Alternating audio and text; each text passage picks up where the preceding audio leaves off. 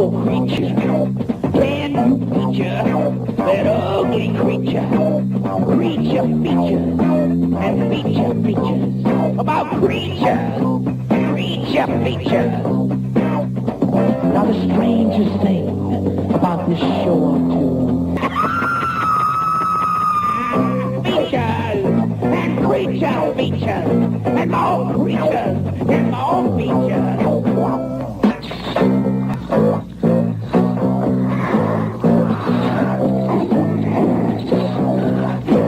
And the creature's gonna get you tonight. And hello and welcome to Show Us Your Pets, where I don't think any creatures will be getting us tonight, but who knows, the night is young. We're the tabletop RPG show that I guess you've been watching for at least a few weeks now. I kind of see we have a comment already and 3 people watching, so hello. So tonight we return to Barovia, a troubled world under a shadow of true evil. And tonight our Dungeon Master, Mike Sankineer, will be taking us on that pretty scary journey. But before we get into the thick of things, let me go and do a few call-outs. First of all, Sunday. Yes, we're going to have a monster truck rally here on Sunday. Actually, Sunday, we will be doing the Stargate RPG. So this is going to be a really cool event. We have to thank our, I'm going to call them sponsors, even though they may or may not be, Wyvern Gaming, who are putting out the new Stargate role-playing game. I get my genres mixed up here. The Kickstarter starts on October 6th. So check it out, and you can check out the show in the beta version here on Sunday. We have science fiction authors Terry Mixon, and Dave Robison. We have our own Mary Lindholm, and one of TSR's newest and brightest, Peter Bryant, with us. So definitely it's something to check out. As we go through our things here, let's go ahead and remember, we have a Patreon. If you can, go ahead and we'd love some money. Money's always good. It helps us keep the show going. And I don't know, the more money you put in, I promise a can of soda for each of our participants, and I might even add booze if you boost it up a little bit. If you're watching us on YouTube, please like and do other things that you do on YouTube, like subscribe. That's it. That's what I'm looking for. Do those things. Facebook again, whereas I think a few of you are watching tonight. Check us out. I want to give a shout out to Jonathan Reinhardt of Wargamer Recon, who has been watching the show and has been a fan and has also been putting out advertisements on their channel. So I appreciate it, Jonathan, and hello.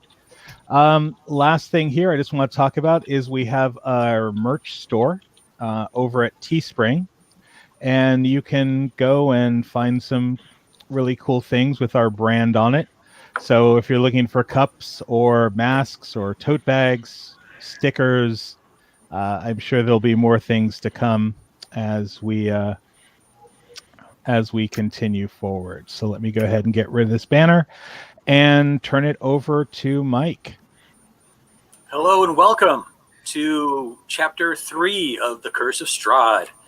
Original module produced by Terry Hicks back in the early 80s and has been a fan favorite ever since. A quick recap. Our intrepid heroes had found themselves in a mysterious fog and were transported to another world where they had come across the Durst Manor. 2 children had come out to plea for their help, and the group then followed them inside and quickly discovered they had walked into a deadly trap. They are now trying to figure out how they can escape Durst Manor alive. When we left off, they were up in the attic, I believe, and they had just gone through a chest with some magical items. And they were deciding their next move and trying to figure out how to get to the basement, if there is a basement. And that's where we will start tonight. All of you, if I recall, are on the attic level.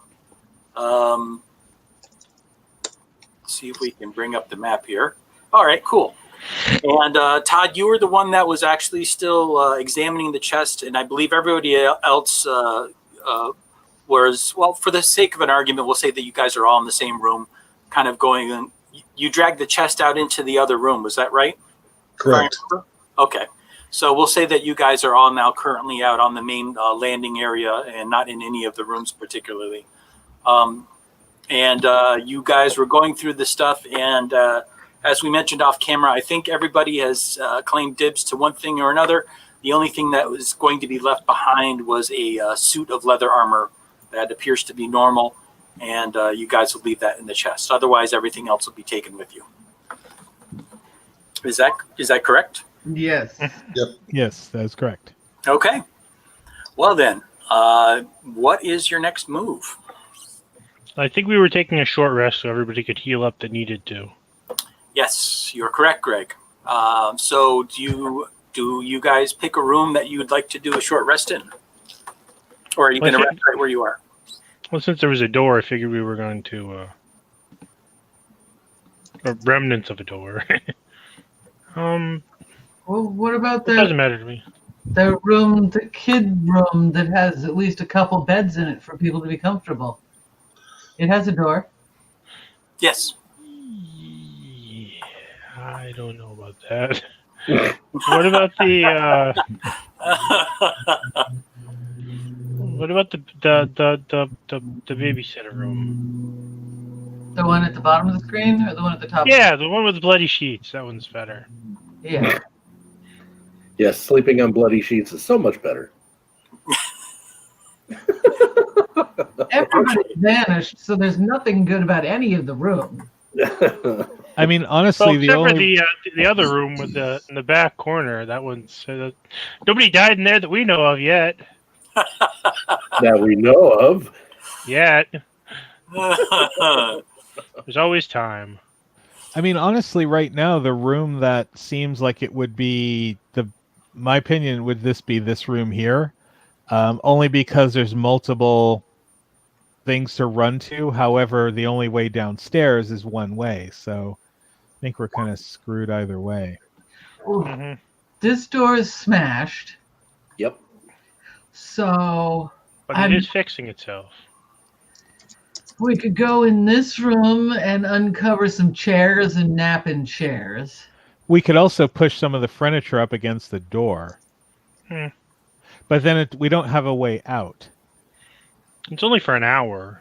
Or we can just stay in Oh, that's true. All right, that's true. All right, yeah, well, I'll go back in with Ferris, because this actually looks like and start just pulling some of the tarps and sheets off of the clothing. If I can find like a cool chair or something, I think Julius uncovered everything. Yeah, I did. Yes, if I remember right, he did pull the covers off of it, the drop cloths off of everything. I'm getting a bad feeling. Crazy music. Mike, clarification. Since we leveled, my character now gets spells. Do I get spells after a short rest? Or do I have to have a long rest? Or how does that work? If you have to prepare your spells beforehand, you don't get it until a long rest. Aha! Okay. yeah. So like I have spells now too, but I can't particularly use them until a long rest. Aha! All right. So, short rest it is. Okay.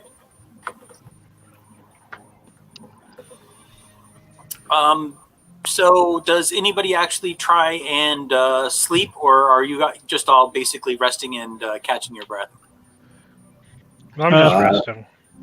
Yeah, I'm ever vigilant, so I'm just resting. Yeah, same here. I mean, we have an hour. It's not like Okay. You can take a cat nap. but don't bump. I'm not really hurt, so I'm just sort of hanging out. Okay. For those of you that are wounded, you have the opportunity now to try and restore some hit points using some hit die. I don't know if anybody is seriously wounded, But that's an option if you guys have it. To be honest with you, I don't even remember how much damage I took. You may have already taken care of healing before we logged off last time. I know I did. Yeah, okay. Because I showed full hit points when I...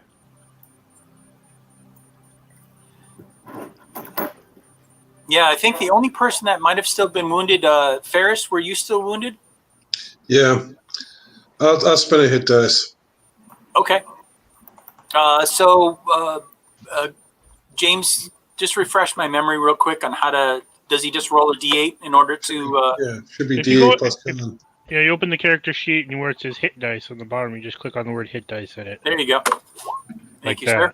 Nice.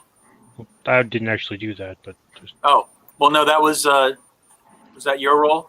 No, that was Greg. Never mind. I wish I rolled that high. Let's have to bring to full. All right. So after you rest, you are at full hit points. Is everybody feeling better? Oh, a lot better for some reason. Okay. For some so- reason. In the hour that passes, you guys, the house makes very odd and unsettling noises. You still hear groans. They seem to be a little bit louder now for some reason. And just that the house makes some very odd and strange noises that just leave you overall feeling very unsettled. I have to make a quick roll for all of you while you are resting, so bear with me here. Isn't ominous at all. Uh-huh. So while you guys are resting in this room, Julius, you noticed behind where Tez is crouched. He's crouched in the corner there, and the wall behind him, the plaster seems to be off color. It doesn't seem to match the rest of the plaster in the room. It's slightly two-toned, I guess would be the best word for it.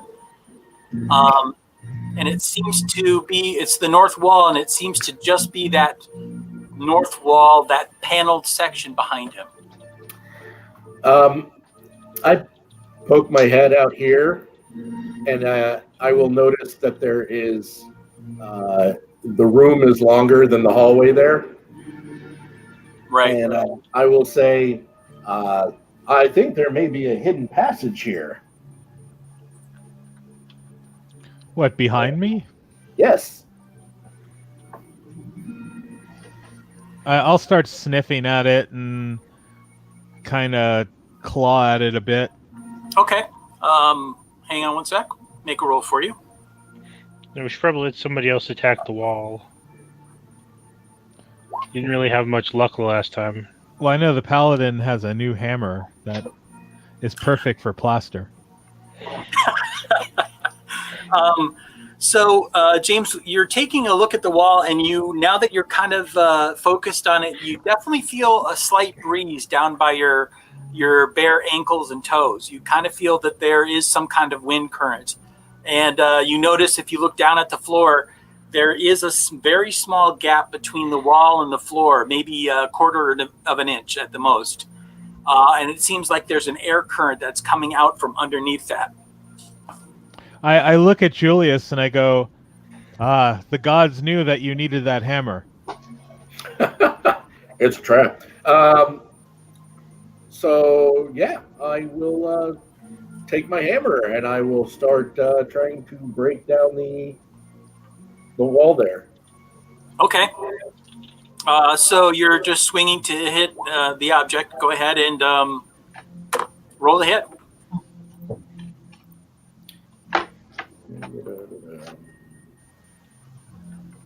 With my new shiny hammer. I think we should call it Wall Slayer. Oh, nice. Definitely That's Wall hit the Slayer. wall. Wow. Okay. Well done. It looks like this actually was just pressed closed, because as soon as you struck it with the hammer, it seems like the panel bounced away from the wall It didn't take much force at all to reveal what's beyond. And let me show you what you see. A small, narrow door, a secret door, if you will, reveals, and it separates from the wall. And you can see that it has a small, narrow staircase that lies beyond. Shock and surprise. As it opens up, there's the smell of mold, and it smells almost like dried blood. There's a smell of dried blood in the air. Sort of an irony kind of smell. Yes, exactly. There is no light, and it's a very small, tiny, narrow wooden staircase that seems to spiral slowly downwards into darkness. Well, if anybody wondered where the body for the bed maid was. I say, I am able to see in the dark, so I will go first. Okay. And I begin descending the stairs of doom. Okay. So I need a marching order. Who will be following? For now, we can't really do it on the map. I'll just write it down real quick and then let you guys know. I would like to be third. Do you want the element of surprise, or do you want me to cast light? Who are you asking? You, Julius. Me? Well, then you have to specify that, because anyway. I have dark vision. Again, I don't need light, so I figured I would go first, and that way, if there's something there, I would know it before a light source got down here. Okay, So do you want to check it first and then let us yell up? Yeah, if you guys need light, then use it to come down the stairs, but I'll be further ahead of you so that I can see without it. Okay. So who's second?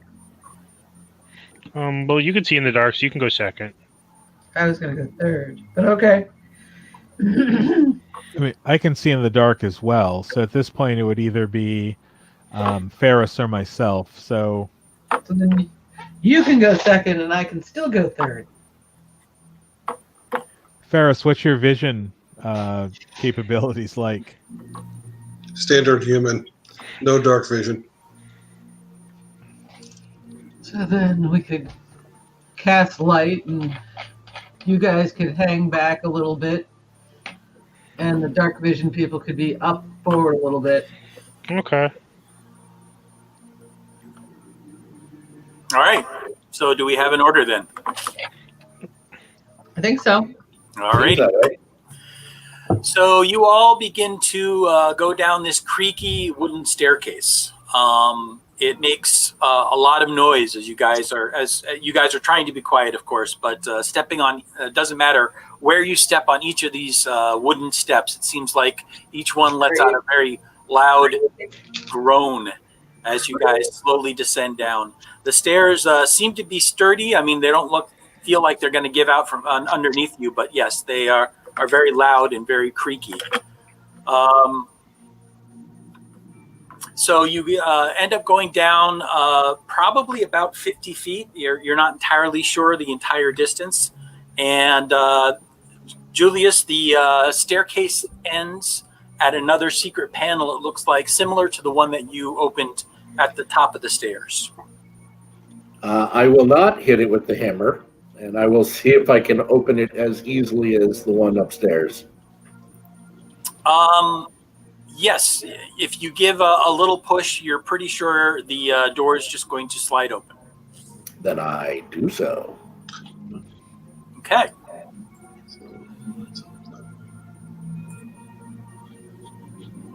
One moment. Have to flip over to the next map. So unprepared, Mike. I know, right? This is not going to end well. Now, what would make you say that? Hello, Greg, Curse of Strahd. I'm just glad the tank decided to go down first so he can get beat up and then we can come down. Naturally. All right. So To protect you people. So it opens to a very tiny area. So I'm going to have to do a split map until you guys all end up in one area. So I'll describe it to you, Julius, and then you can decide what you want to do from here. It is a small, narrow hallway, and let me show you where you are. Wait, you didn't? Oh, okay, there we go.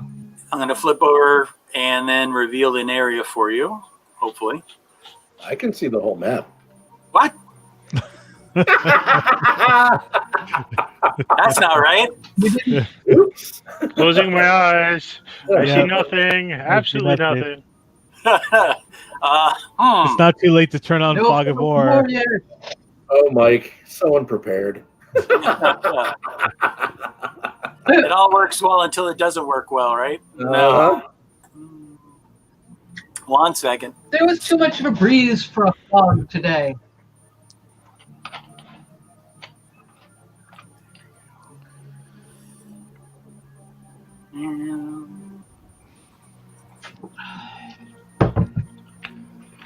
So I guess somewhere Strahd's like going, oh shit, they can see the whole map. That's exactly right. Oh crap! They can see everything. My plans are ruined.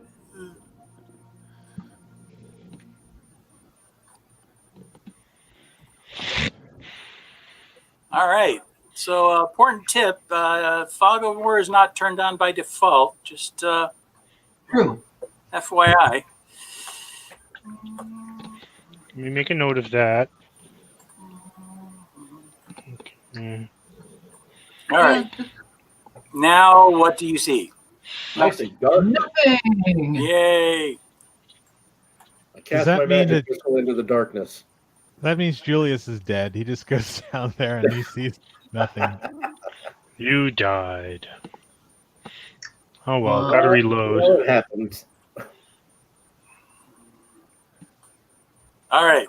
Now, what do you Back see? to my spawn point. I see a small passageway. There we go. All right, now we got it right. So yes, you see a small 5 foot wide passageway, and you can see that it does open up just beyond that area, and you can see that it goes to the left or right, or north or south. Okay, so it's a T section. It is the T section, correct? Gotcha. I will go peek my head around the corners. All right. I didn't need a head anyway. Okay, Now, right now, looks Uh, like that should be rated PG-13. Oh, there we go. Now it looks like a dungeon. Yeah. it's not that kind of dungeon. Oh, behave. We'll see if Matt would have put on the leather armor earlier. Yeah. Yeah. But see, then I would need the ball gag, and Family show. Family show. We'd had to fight a Strahd in a gimp mask. No, es bueno.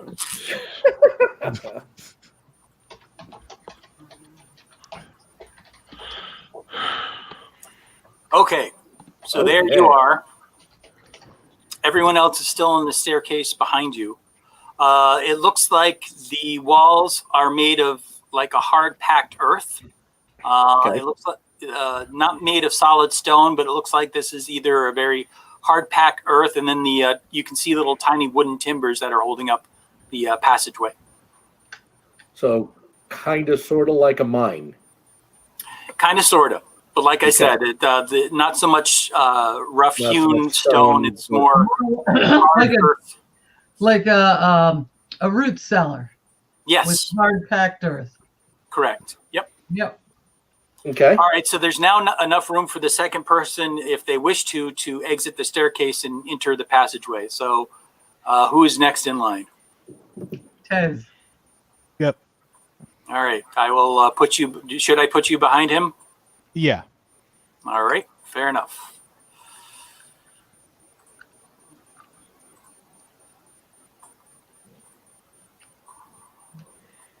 Mhm. Whiskers are out. Okay. There is the it's very damp. There's the smell, still a very strong irony smell.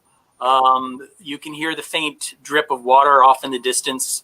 Besides that, it is absolutely dark, and you don't hear anything besides the faint sound of dripping water.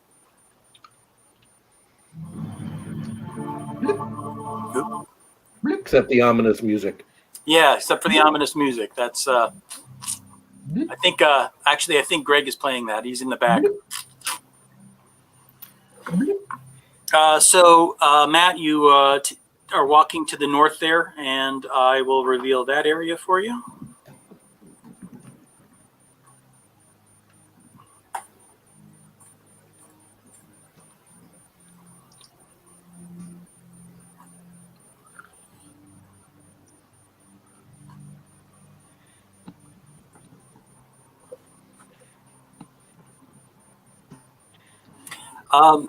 Matt, you don't. You have. Do you have night vision? I'm sorry. Do you have? Dark vision. Yeah, you do. Okay. So you don't need a light source. The only person I think is Todd. You're the only one that actually needs an artificial light source. Everyone else can Hi, stay. how's it going? Oh wait, that's right. Greg too. Gotcha. Okay. That's why we're still upstairs, waiting for them to give us the okay. I'm still on the stairs. I'll look up and I'll give a yip. Hey, yip. Yep. How do cats yip? Yep. Yep. Could you give us an example? I guess more like a very manly meep. Manly meep. What are you, Roadrunner? What was that? This is a visual and audio. We hear a manly meep. Do it for the audience. It's more like a meow. That would be a meow, not a meep. Fine.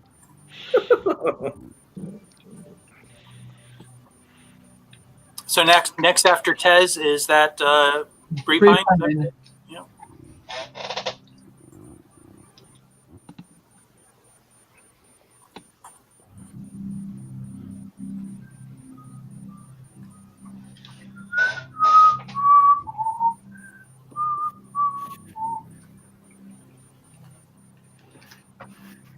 And I poke the Tej and say, "Move it." Oh. Fine.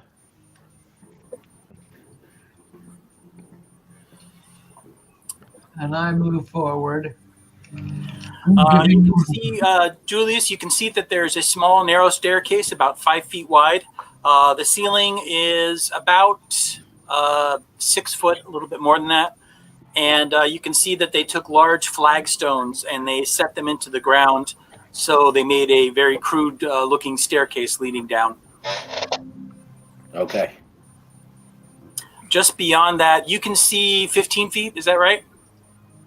My dark vision? Yeah. 60. Oh, my. All right. Well, let me give you a little bit more Oh, then. my.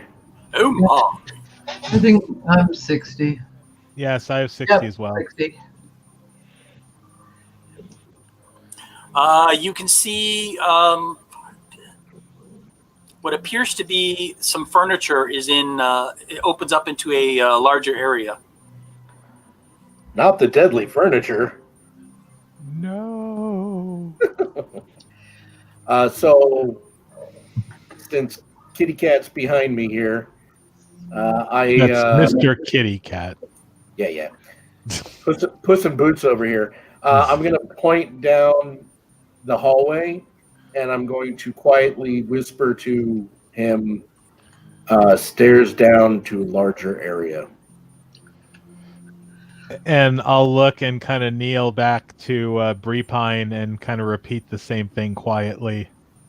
Well, I will say, wait for everybody to get down the stairs. We'll go up and give them a yip. Yip, yip. You already yipped. So I'll go back here up to the stairs and go, yip, yip. Who's next after Bree Pine? Is it you, Greg? Well, I got the light source, so Probably. So then I follow Greg down the stairs. okay. I think that's our signal. So, Mike, we have a question from the audience. Yes. Yes, audience. It should be on your screen. Oh, one moment, audience. Yes. I don't know if I mentioned that before. These are 5-foot squares. Yes, correct. If I didn't mention that, then yes, these are 5-foot squares. Mimics. Hi, John. Not mimics, but I like your style. We laughed, the table laughed, we killed the table. Everybody had a good time. Exactly. All right. I pass up the play telephone and say to Tej, they're down. All right, good. I look at Julius. Should I go, or should we send the sneaky one ahead? Well, we still don't know what's down this way or this way. From here, if there's more going this way, Yeah, I we should should. see 60 feet down that way. Okay. One Yeah. second. Yeah, and I should be able to see 60 down this way. Yeah, Mike. Yeah. Ooh, let's all Oh. make circles. I like this. It's kind of cool. It's like, And of Keep doing course, We're gonna- mine is black. So if I click off of the hallway, you can't see it. Keep doing that. We're going to get a cease and desist with the Olympics committee. Okay, let's try boop, boop. I can't do two at a time. How far can you see, Mary? 60 feet.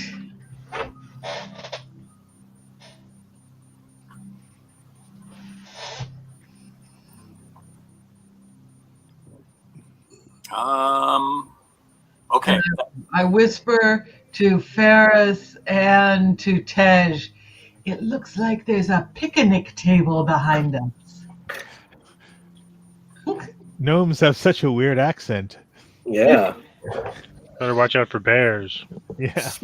Smarter than the average gnome. You always want to watch out for bears. It's a good thing to do in life. Are there usually bears in dungeons? It could be. Yeah, I mean, like The look on Tez's face just goes like horrified.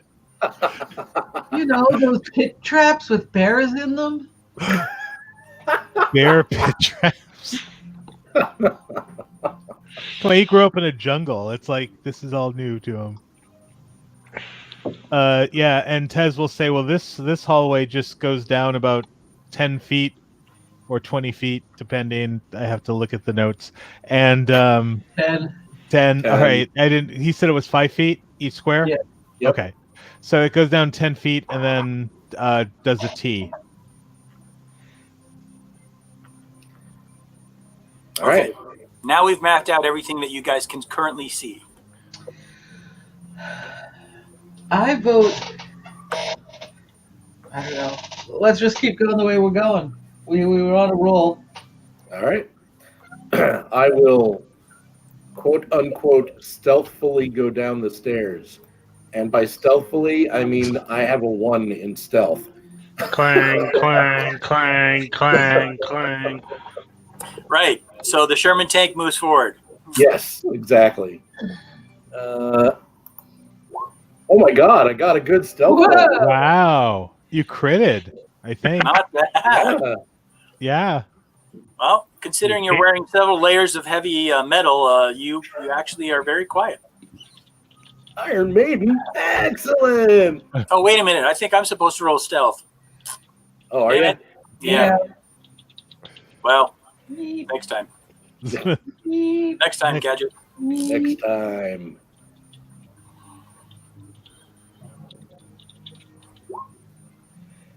Neat.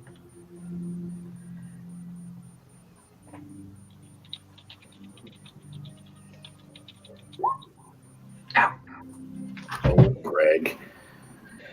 You can still call it a crit. 'Cause I know. I've been watching too many videos online. Well, that'll So- teach you. Here's the 5 rules nobody remembers. So you can see that it looks like a small wooden table, wooden chairs. Looks like a dining area or eating area. You can see that there's some dishes that are left on the table. They are dirty, but they do not look like they've been used any time recently. Okay. So this is an exit. This is an exit. This is an exit, and this is an exit. There should be 5. 1, 2, 1, 2, 3. 3, 4, 5. Yeah. Okay. Yes.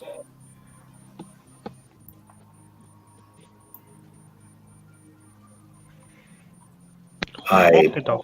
peek down there.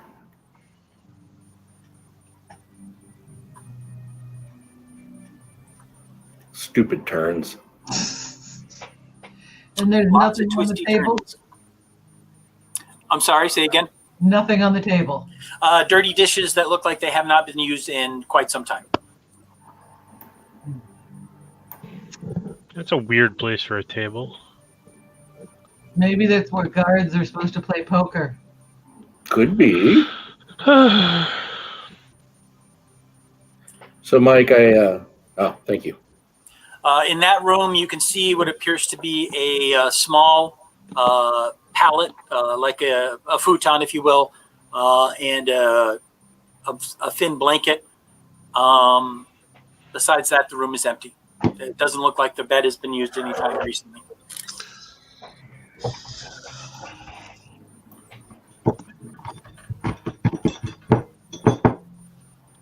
Who's banging? That's me. Oh, okay. Sorry. Oh, look, another bed. Is there anything under the mattress? Which mattress are you checking? I will check the one that Matt was just. I'll come in here and look in that one. Are you doing an investigation, a search, a perception? I am investigating. Okay, investigation, I think, is you roll that one. I don't roll it. Mm-hmm. I will roll you an investigation.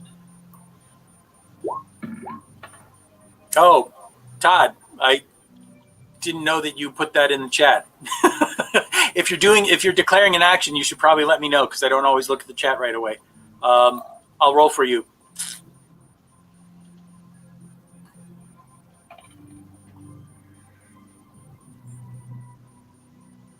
Todd, you do not see anything here, any more additional secret doors or anything that would give you reason to be alarmed for traps or tripwires or anything like that, at least not in the immediate area. So you searched around the table, the chairs, and you searched a little bit down the hallway there that Julius had gone down on the western side of this room.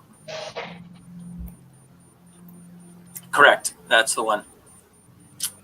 Julius, the room that you are now looking into looks very familiar. Peek, repeat. Gotcha. So nothing under the mattress? Nope. You can see that this room has been used, but there's no clothing. There's nothing underneath the mattress. Nope, nothing really of interest besides the mattress, really, and the pillow and a thin blanket. Thin wool blanket on the bed. That's about it. And once again, this room looks oddly familiar to you, Julius. This really is the guards' quarters. And these are all open doorways. There are no doors. So far, you've not encountered any doors. These are all open doorways. Okay. All right. I suggest that we take the table and put it up against the bottom of the stairs here. And that way it will impede anything coming from behind us. It would also be really comedic if someone was running down the stairs and then didn't see the Yep. table. Well, Exactly. why don't we just see what's over here first? Because if it's another bedroom, Todd, you can make an investigation roll if you want. all right. Am I just not seeing something where Todd is talking, He's or he's secret talking you? well, he's chatting in the chat window. So Is Todd, are you doing whispers? Yes.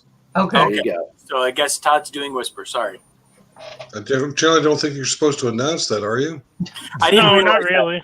No, but I just didn't know if I was missing something because he was answering you to so everyone could hear. I Yeah, too thanks. found that odd. Thanks, Mike. All right, so knowing from now on, I'll know that if it's in parentheses, that's a whisper. Got it. I'm All right. looking down here. Okay.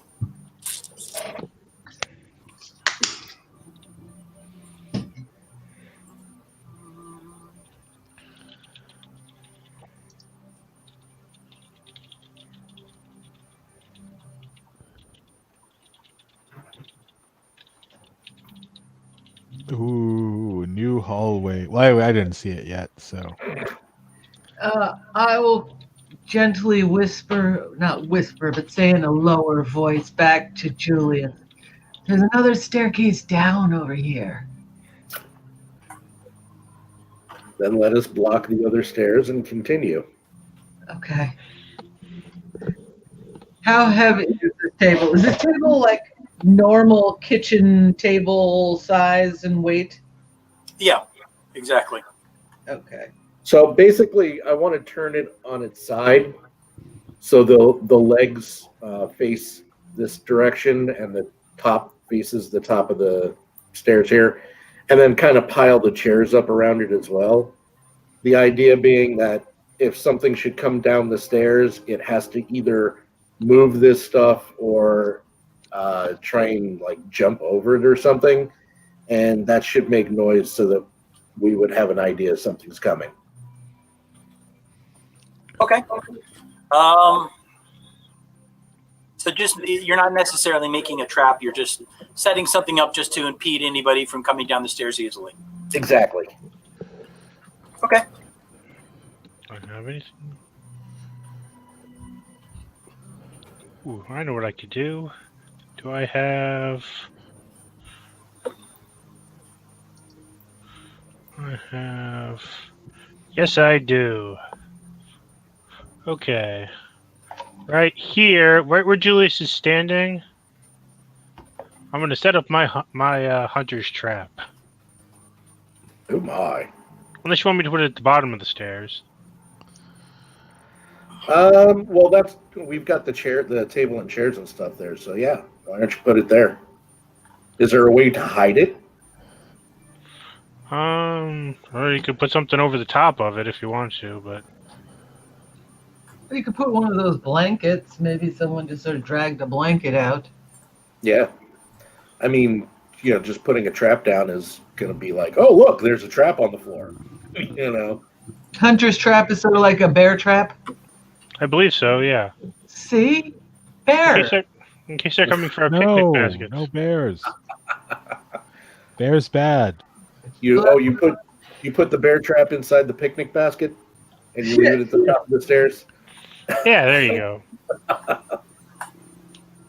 No, not the picnic basket. The picnic basket. A picnic basket. Picnic basket. Is there anything over here, Mike? This wall, or is that a wall? That should be a wall. Okay, just making sure. Oh, wow. Wah wah. Wow. Yeah, I wish we had Wawa here. We used to. They got replaced by Krausners. Yeah, and Krausers are all generally dirty. All right. So what are you guys doing now? I go down the stairs and see what's what down here. I mean, What? I can't tell like what's a hallway and what's a wall and what's a doorway. So Got it. I'm following behind Tej. Wait. I wish I had some Tej, Yeah, some isn't that Ethiopian the wine. Ethiopian wine? It is, yeah. Oh, yeah. Oh, it opens into a room. Ooh, a big room with room stuff. Oh, what you guys looking at? What you looking at? Oh, we need to see what the room looks like first, and then a description.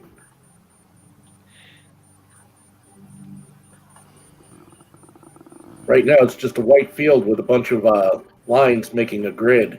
Mmm. And a circle in the middle with another circle inside of it that looks kind of like a weird nipple. Family show. Oh, that's your nipples. Family show. The room has an areola. So this opens up to a room that is 20 feet by 20 foot square. There's a couple ways out of this room. There is no light source. In the center of the room, there appears to be what looks like a flagstone well. You can see a bucket that is has been hoisted up and is suspended up off the ground by a wooden post. And then there is several passageways leading out of this room. Two down on the southern end, and then two on the western wall and one on the north wall. So, is there a suit of armor sitting on the edge of the well? Say that again. Is there a suit of armor sitting on the edge of the well? No, you fool of a took. What he said. I'm going to go look down the well. Yeah, I want to go look at the well, too. And The well goes down into darkness. Well, actually, you guys can see 60 feet, so at 40 feet, you can see a surface of water there. how does it smell? Does it smell befouled or does it smell potable? No, it doesn't. It does have a moldy smell to it, but from this actually you can't really see if there's algae on it or not. Is there the bucket is usable? Yes, you could lower the bucket down. I'm gonna lower the bucket down and draw up some water and see how it is. The water is cold and clear. While she's doing that, I'm going to go look down the hallway. Somebody's about to be gygaxed. As John says, rocks fall. Yes. Looking down this hallway, let's see. The power of Gygax compels you. You're dead. No.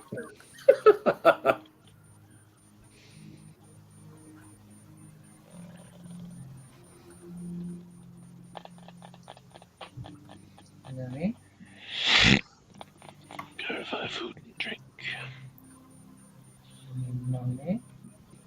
All right, so these go up. Yes, those stairs go up.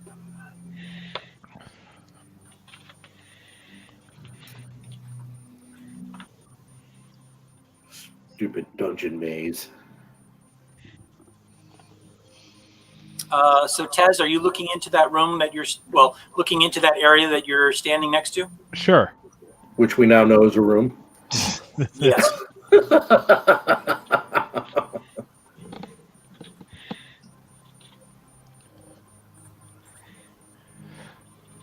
For some reason, looking at this map, I expect one of those like old-fashioned skeleton hand things to come out and like, I don't know, like those banks from the 50s. All right. It's like the Legend of Zelda where the hands come out and grab you and drop you at the front of the dungeon. Oh no, it's P-hats, which is a weird name for a monster, but like they're P-hats. All right. Ooh. I'll just guys, there's a chest or something. Yes. A small wooden chest. You can see that this bed is actually made of wood, not a straw pallet on the floor, and the bed does have linen on it still. Well, maybe someone should check the chest for traps. Not I. I will remain here and guard against anything coming down these stairs. Okay.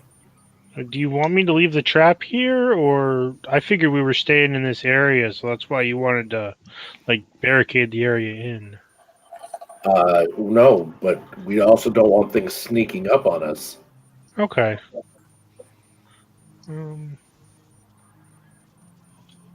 Yeah, I'll leave it there then. Okay. So just mark the area where you're leaving the trap, just so that I have an idea. Right at the top of the stairs.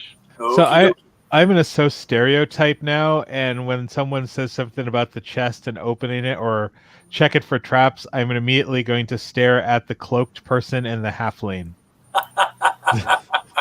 Well, looks like Ferris is scrutinizing the room currently.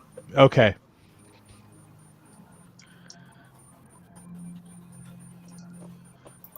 Because halflings, they're thieves. I'll go look down this area. Right.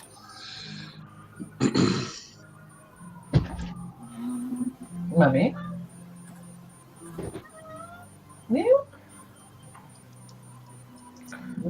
John, we don't need no stinking bards.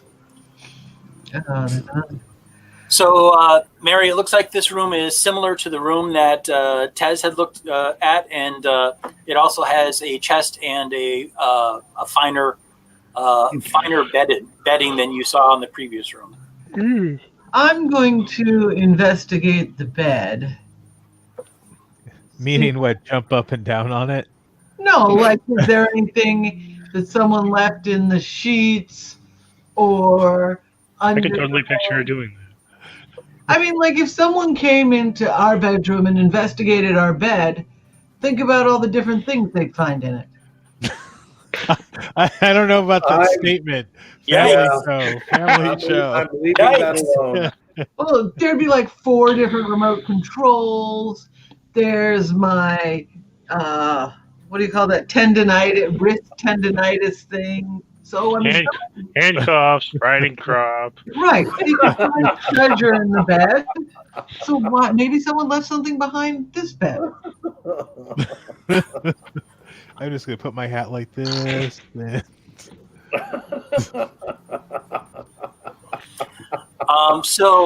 Mary, I'm just going to say, are you doing an investigation roll? Is that what's happening here? Yes. I am investigating with a 24. Okay. So with that roll, this room has been used like the other rooms before. It doesn't look like it's been used recently. It looks like there's a fine layer of dust on top of the bed. The bed is not made. The chest has a small metal lock on it, but it is a wooden sturdy chest that's still good. Looks like it's been used somewhat recently. There is a series of pegs on the wall to hang clothing, and there is a black cloak that is hanging on the wall. Well, I will step out of the room and say there's another chest in here that probably needs to be checked for traps. Okay. Your thiefy friend is currently checking he's in the other room, and a series of pegs on the wall to hang clothing, and they're... Sorry. Are you recording? No, I'm pulling up the Facebook feed on my other computer because I'm loving the interaction with the audience. And if I click on it on this computer, I get some really bad echo. Echo. All right, so back to you, Tez. Are you looking down that hallway that you're now facing? Yes. Okay, hang on one sec.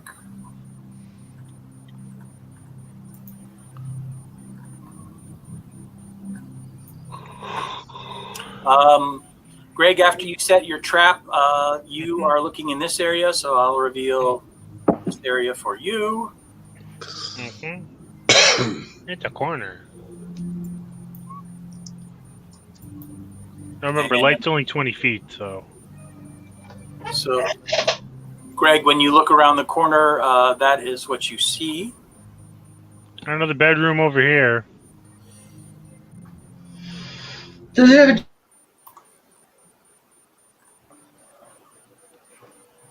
a check the bed? See if there's any loose change in the bed.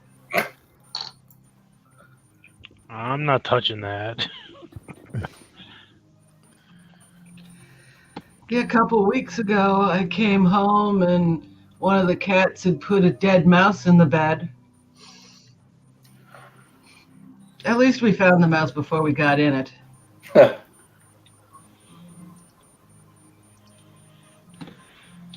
So, Tez, are you going to step around that corner there? Sure.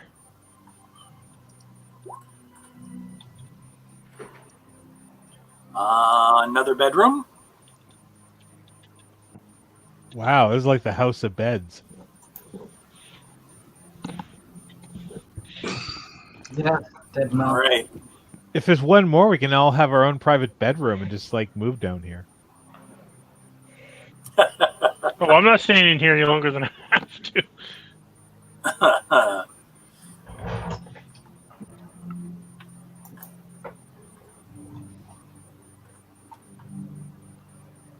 Okay.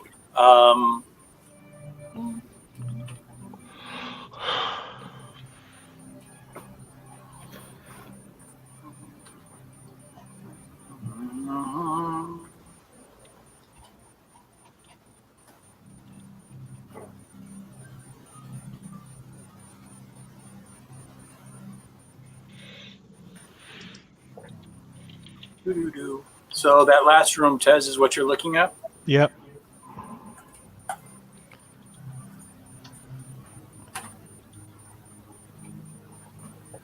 Hang on one second. Chat is not working with me.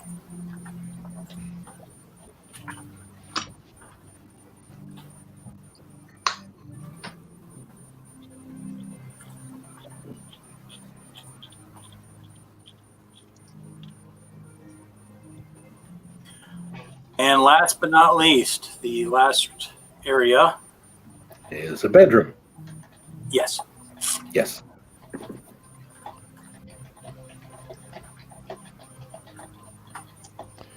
Cool. We all have our own room. Okay, so that is all of the rooms in this area. There is another 1, 2, 3, 4 more chests that that need to be looked at. Are you guys going to wait for Ferris to make his rounds to each of the chests and open them? Yeah, I mean, honestly, if there's anything we can use or there's any hints of anything in there, maybe we can send Breepine to jump on all the beds to find stuff. I don't know. To find the mimic. Yeah. Mike, this is a wall, I take it? Yes, that is a wall. Okay, just checking.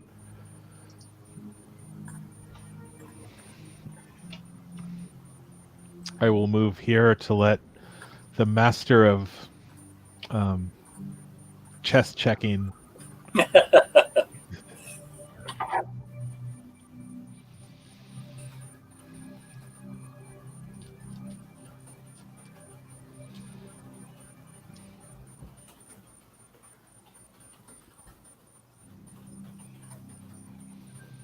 So I decided to jump up here. Ferris, were you able to open that one? Were there any traps? Yes, the chest is open. Did you look in there? Just this odd pouch. He hands it to you. I shake it. The pouch is now empty, but you can tell that the pouch seems to be made of some kind of skin. It doesn't look like it came from any animal. Skin. From Well, something that's not an animal. Yes. Well, it doesn't leave a whole lot of options. Mary, go ahead and make a sanity check for me as you begin to narrow down the possibilities of what this could possibly be.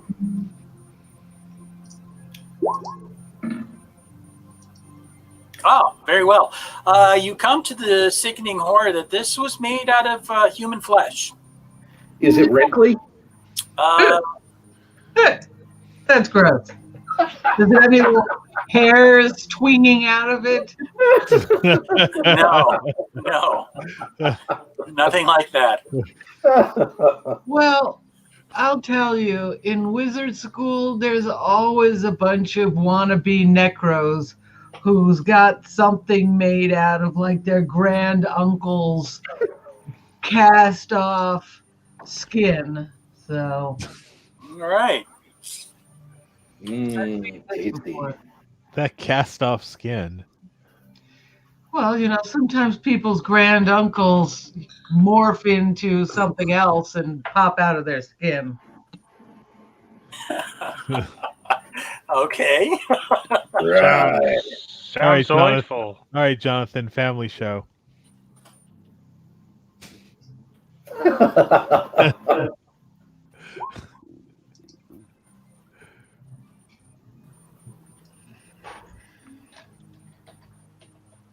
So while they are going around checking the chests, Okay.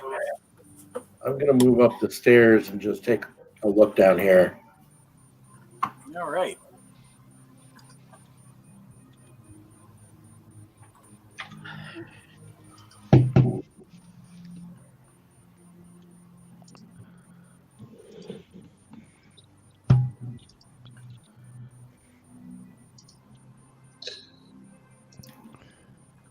Dun dun dun. Look, another hallway. More stairs. More stairs. More stairs. We're going to get our workout today. I know. Do humans like to make stairs, walk on stairs? They're good for cats to run up and down. Doesn't everybody?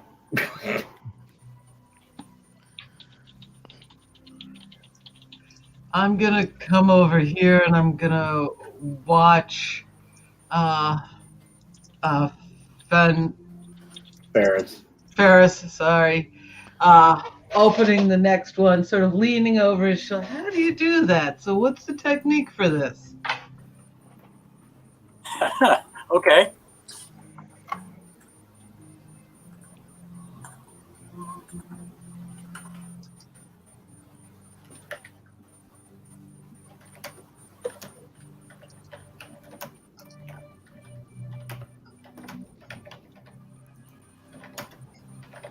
So he is busy working on the chest. Looks like he has pulled out a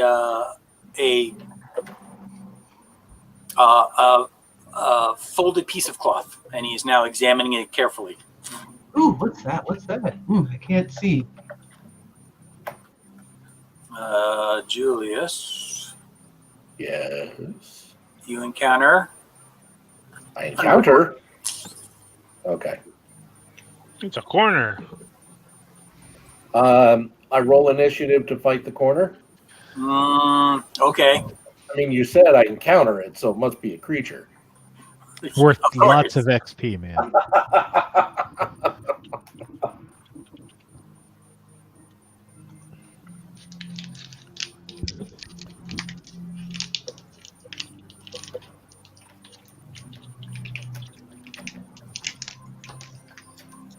Okay, so Three Pine, you can see that Ferris is moving on to the next room. Oh.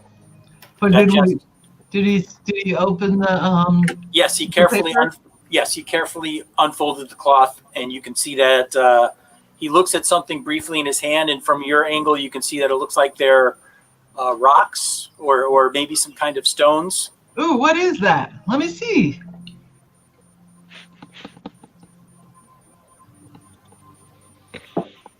So, Ferris, do you show her what you have in your hand? I never picked them up. I'm sorry. I said I never picked them up. Oh, I didn't. Okay, so you put the cloth back in the chest. Sure. Okay. So sorry, let me correct that. He put the cloth back in the chest and left the chest open and walked out of the room. Oh, then I'll pick up the cloth and see what it is. Okay. You can see that there appears to be 3 semi-precious stones. They look like they're moss agates. Oh. And they're folded in a piece of black cloth. Oh. Okay. Okay. Besides that, the chest is empty. And one of them is a gem of seeing, right, Mike? Nope.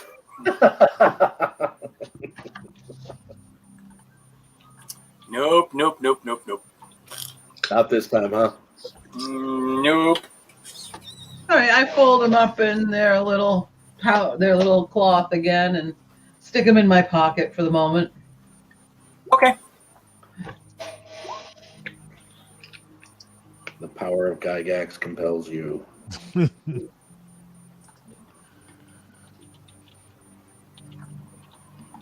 All right. Let's see. So you continue venturing down the room, Julius, and you see. Hold on. I see a hallway disappear. Yeah, right. I am suddenly plunged into darkness. Aha! It was a picnic table. Picnic table. So this appears to be a plain wooden table flanked by long benches. This room is 20 feet by 15 feet. There is passageways leading out of each wall, north, south, east, and west. And it looks like this dining area has had some steady use. You can see a lot of bones scattered around on the ground. And then beyond beyond the table, you can see that there is a small dark alcove. I crawl up the stairs. Hey guys, don't get too far away from us. I'm just making sure what's around.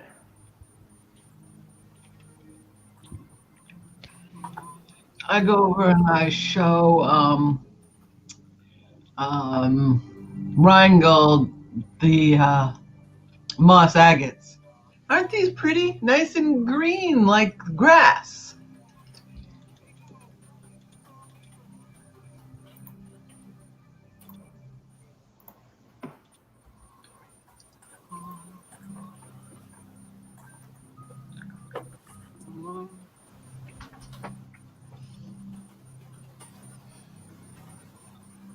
But he doesn't seem to care.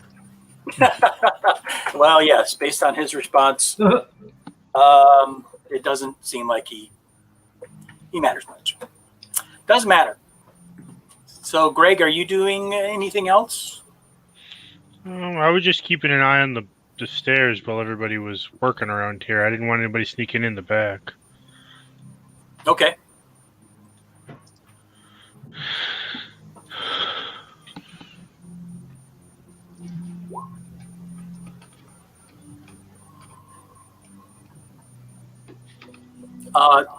Julius, are you going to continue into the room or are you staying put? I am guarding the entryway here. Okay, so you're stopping there. Okay. Yep. I'm right behind him, just kind of waiting. Okay, so you're also stopping there and waiting? Yep.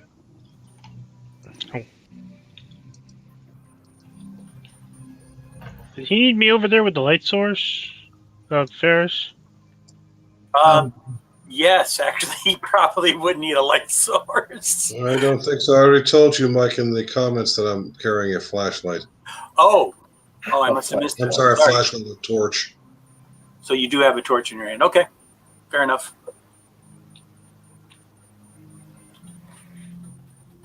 I have a flashlight.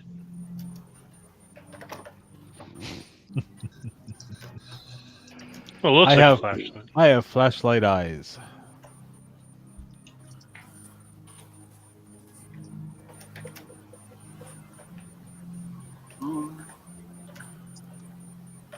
So I guess right now I'm just having some Tarantino-esque discussion with Julian. Tarantino-esque. Well, you know, like most Tarantino films, there's some conversation like that goes on that makes The no Royale sense. with cheese. Yeah.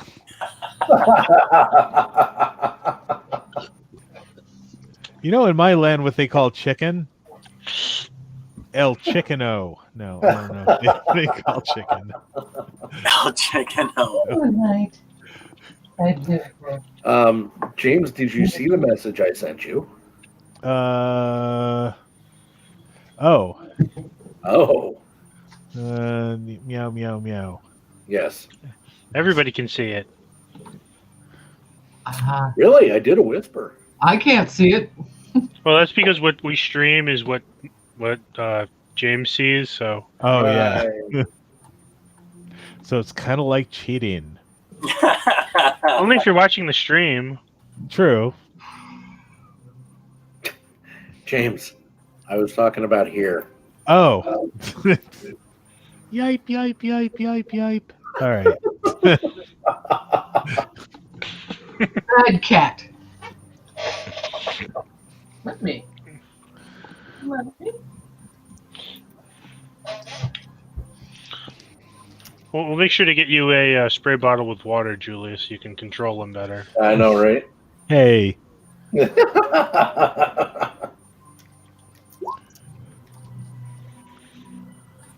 What's down this hall? I feel like, I don't know, it should be a goth song going on in the background here. Little typo negative. Agents of Doom.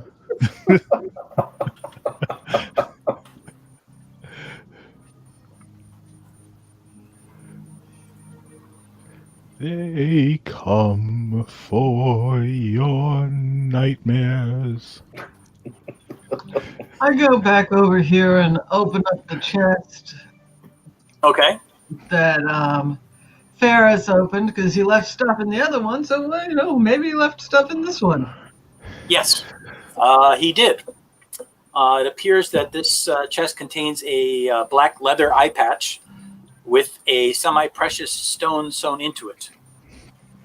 Oh, I'm totally putting that on. Okay. They're very good. You put it on. Nothing happens. Besides obscuring one of your eyes.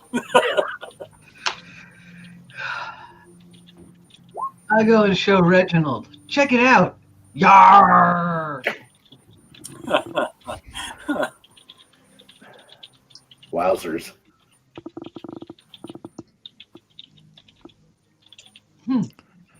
Too stoic, no fun. I come back up here. Hey, Tez, look at my new eye patch. Bears didn't take that, did they? My parents? Nothing.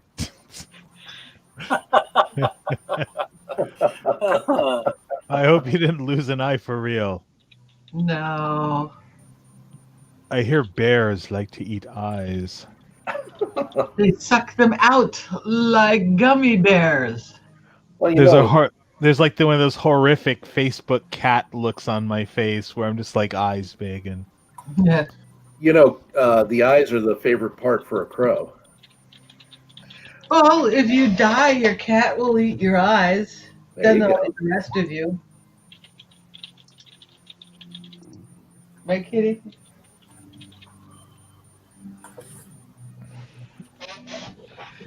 bears will eat your eyes.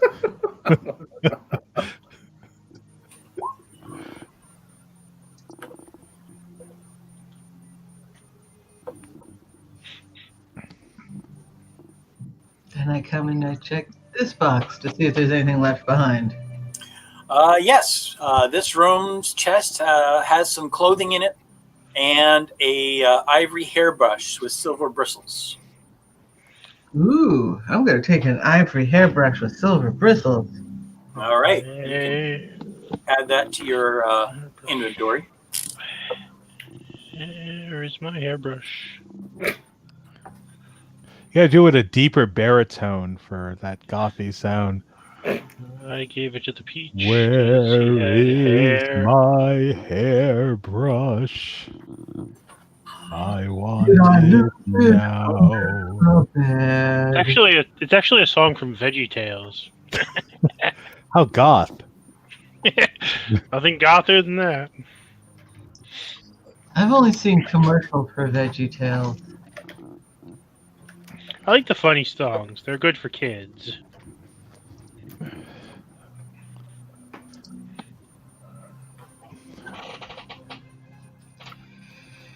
I sort of poke my head out of here. Anybody need a set of clothes? Looks like there's some clothes in here. No clothes. No clothes for me. That's awesome. It's like Curse of Strahd, the goth opera. I will not wear clothes. But you are a cat. And cats generally don't like clothes. See, Mike's gonna send like a specter after us now or something. It's like, stop singing. All right, so that was looks like Ferris is done checking all the chests. Todd, you're done checking all the chests? I believe you know the answer to that question. Okay. So you guys, it looks like everyone's ready to move forward. Yay. Oh, I'll go look in this chest. Nothing in there but clothing. And nobody wanted any clothes, so noony. There's nothing in there but useless bones and organs. Well, if we're done with all the rooms, then Well, let's move on. Tej might want to chew on some bones. No, I don't want to chew on bones. That's racially insensitive. It's good for keeping your teeth clean.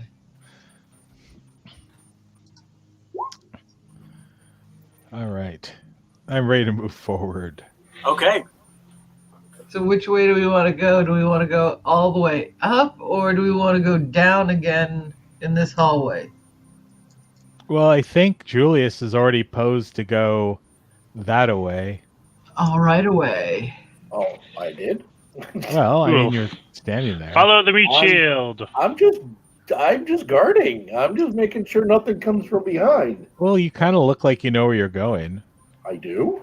Wow. Sorta. Yeah, That's frightening. it's kind of cool. All right, so we'll go where Julius is. So move it, cat.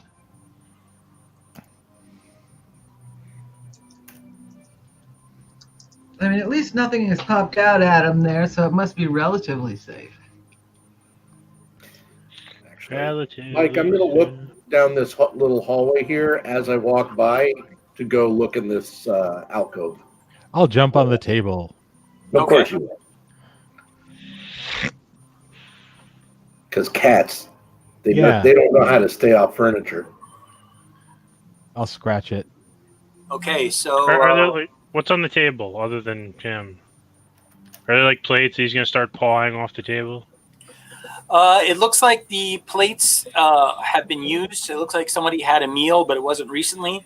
The bones that you can see on the table are humanoid in nature. So, Reginald, I assume you're actually in the room. It doesn't look like you're there, but we'll move you into that room. Yeah, Reginald, why don't you make a sanity check when you realize that the last meal here looks like it was human flesh? I know we're here somewhere. Where are we? We are. Aha! That's what we're looking for.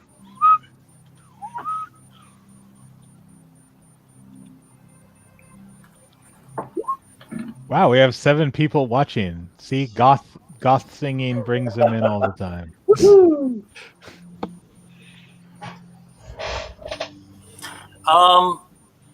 Okay, with a 14 sanity check, you realize that this is pretty grim, but you don't take any sanity. You don't take any loss of sanity. It's just you're kind of grappling with the idea that people are eating other people down here, which maybe you didn't suspect that before, but obviously that's become very apparent to you now.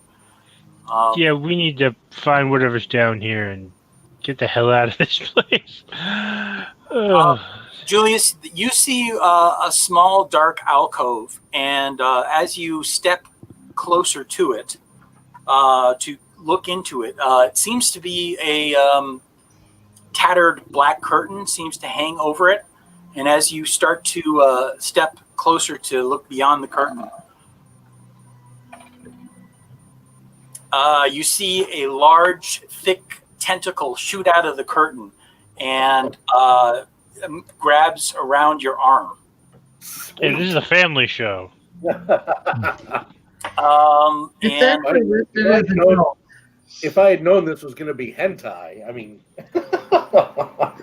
And with that, everybody can roll for laying on money. Incentive. It's okay as long as the tentacle stays above the build. Okay, I've cleared the turn order. Everyone can now roll. Oh, okay. We'll do that again. A little bit worse. Oh, good. I'm glad I'm not the highest. That would have been weird.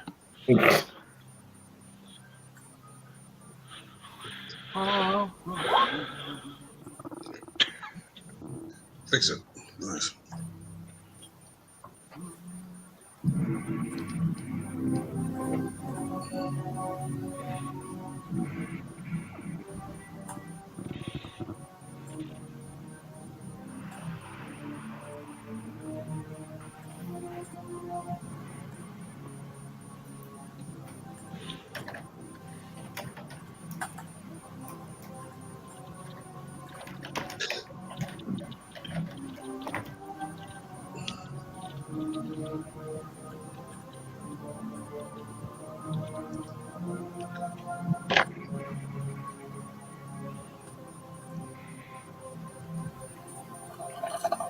Moonlight. Hello, Moonlight, pretty. Hello, pretty girl.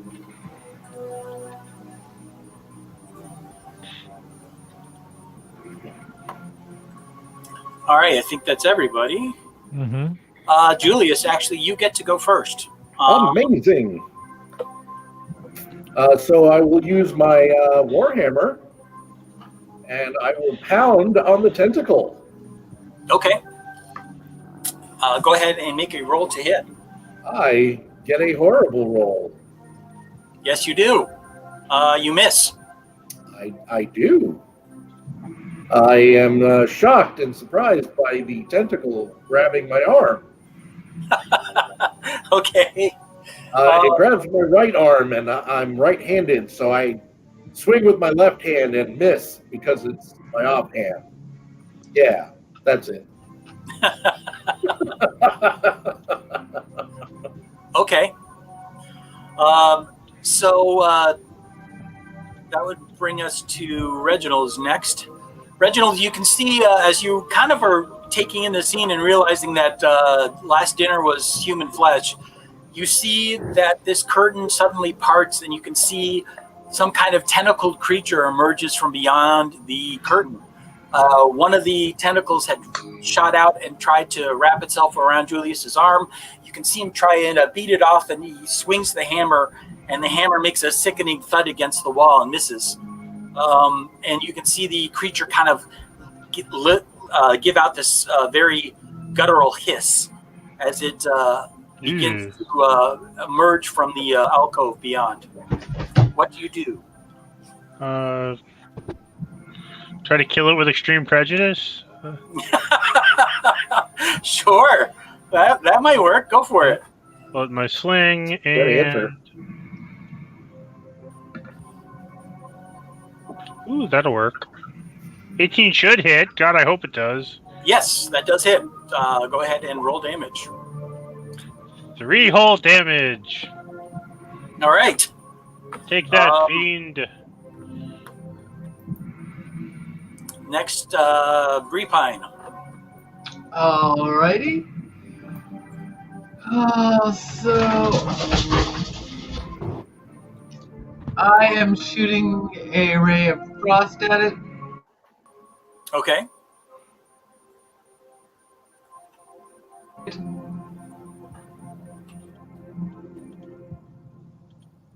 And you roll a total of an 8? 13. A 13? Mm-hmm. Let me check. Oh, I'm afraid that 13 will just miss. Okie dokie. Splat! A little bit of cold frost shows up on the wall. Ferris, you are next. I'd like to make an Arcana roll. Sure. You're trying to determine what What type of magic this is, Oh, okay. or what type of creature I'm dealing with. I'm trying to think. If you think this is a magical creature, it would be Arcana. If you think that it's just a regular creature that occurs, then that would probably be Nature, I think. nature, probably. Nature. Yeah.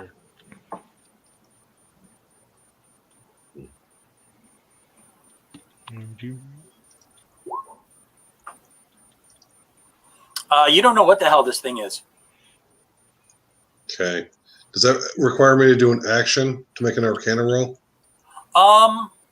No, that is something that you can do without requiring an action.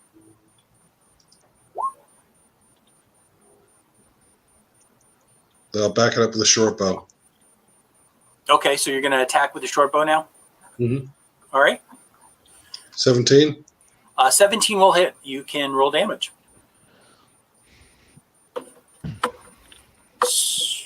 12 points, is that right? No, that looks like it's rolling wrong. I was going to say that seems that seems like a pretty badass bow. No, I guess that's correct. Really? Yeah. 9, 12, all right. 1d6 plus 3 for dex, 3, yeah. What's that extra plus So 3 it's 6 on plus that? 3, it's a 9. So it should only be 9 points of damage. Yeah. Not 12. I don't know where it's getting the plus 3 from. Looking at the math on this thing. All right. No worries. So 9 points of damage. The creature immediately lets out a shriek, and you can see that it's very unhappy with that. It looks like it's rolling an extra d6. I'm guessing it's adding sneak attack. Oh, maybe. Yeah, that looks like, that could be right. Which actually makes sense. I mean, he's within 5 feet of it. He's not with. Oh yeah, because Matt's within 5 feet. Yeah. Yeah, no, last time I actually had to roll that. Yeah. That's So, yeah, hold on, Mike. You have to add a little extra to that. So would that be with sneak attack? Yeah, I mean, it's an extra d6 at that level, I believe, right? Yeah. Yeah, so that looks about right. All right, so then it would be 12. Okay. All right, well done. Creature is still standing, but he is very unhappy, very pissed off. After all Yeah. these years. I don't think so, man. I think I could probably get a d6 roll on that. Because it says 1d6 plus 3 on it. Yeah, Well, that's the for the math main is one, but if you weird. mouse over the second one, it just says rolling 1d6 equals 3. Yeah, that would be the damage for the bow. But, okay. Plus 3 Okay. would be my bonus. So a sneak attack would be an additional 1d6. Right, but if you hover over the 3 on the plus 3, that's a 1d6. Yeah, so the 9 shows 1d6 plus 3, which is your attack, your damage. You rolled a 6. And then if you Okay, hover so the over total the... would be 12. I get it. Yeah. Yep. All right, so well done. The arrow embeds itself just slightly below this huge snapping beak, And like I said, the creature lets out a very loud hiss. Very unhappy. And then Okay, I'm Ted. gonna use my my cutting action to duck behind the wall. Okay. So Tentacle, you're up next. All right, I'm gonna go ahead and I guess I'm gonna have to use my longbow because there's really no way I can attack it Oh, from. yeah, that's fine. Oh, I thought you said tentacle. You're up next. Yeah. That's what Why was it? A 17. 17 will hit. You can go ahead and roll damage. Another 10 10. points. Wow. Creature kind of shudders and stumbles back a little bit, but still appears to be on its feet. It makes a desperate plunge towards Julius and is going to try and attack you. Naturally. Naturally? Naturally. So I throw the ball to naturally. No, you throw the ball to who?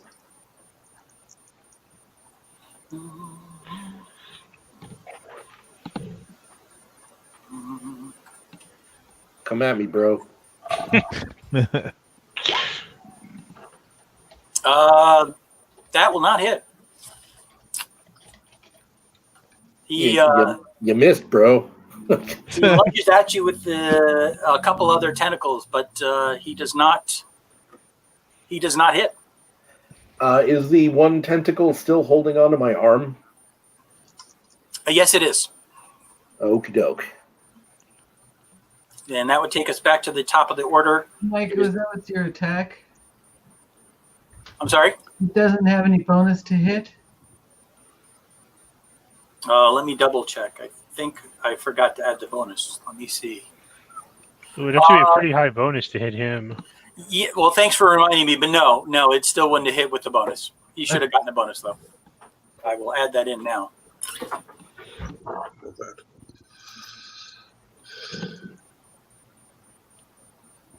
Okay, so he does have the creature does have your right arm wrapped in a tentacle. Your left arm is free with the warhammer, so you still are free to act. I am going to try and smash it with the hammer. Okay. Smash, smash. Oh, that'll hit. Oh wow, yeah. Nice. So that's going to be 10 points of damage. 12 points of damage. Got it. The creature is still standing and seems and lets out another very loud hiss at you. Then it would take us to Reginald.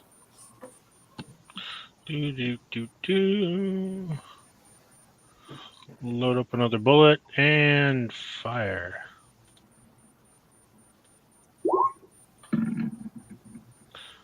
Swing and a miss. Strike 2. All right.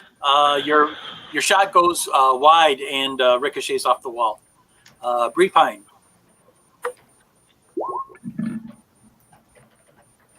Oh wow. That should hit. It does hit. So 7 that's cold damage. 7 cold. Okay. The creature is still standing. Bah humbug. Back to Ferris. Okay.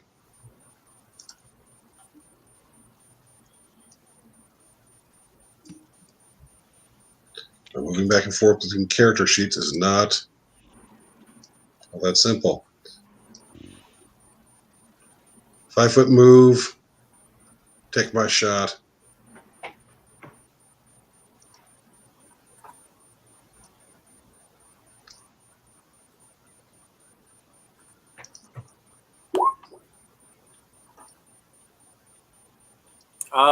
That is natural 20, I Oh believe. wow. Yeah. All right. Nicely done. for another 9 points. I believe he gets another D6 for that. Yes, he does. Todd, you can go ahead and roll another D6.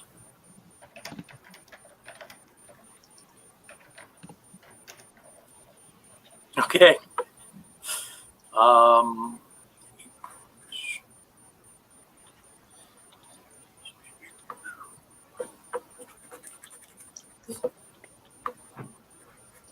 Another arrow lands pretty much right where your first one did. The creature is flailing around, but still amazingly appears to be on its feet. Next is Tez. 14? I believe a 14 hits. Yes, 14 does hit. 8 points. Okay, and with that arrow, the creature collapses to the ground and releases its grip from you, Julius. What the hell was that?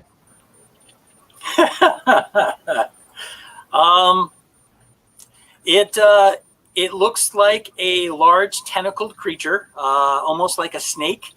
However, it ends with a beak, and this beak has 4 separate tentacles that come off of it, and one of them actually had wrapped itself around Julius's arm at one point. Ugh. If you want, we can share my screen and I can show you what it looks like, or you guys can just go by my description. No, I think I kind of. Well, we can see. Let's see. We can probably move in the cursor on the. Oh yeah, there it is. There you go. What are you doing, James? He's just taking a good look at what the hell this thing was. Mike, if you click on your monster. Yep. And hit Shift Z.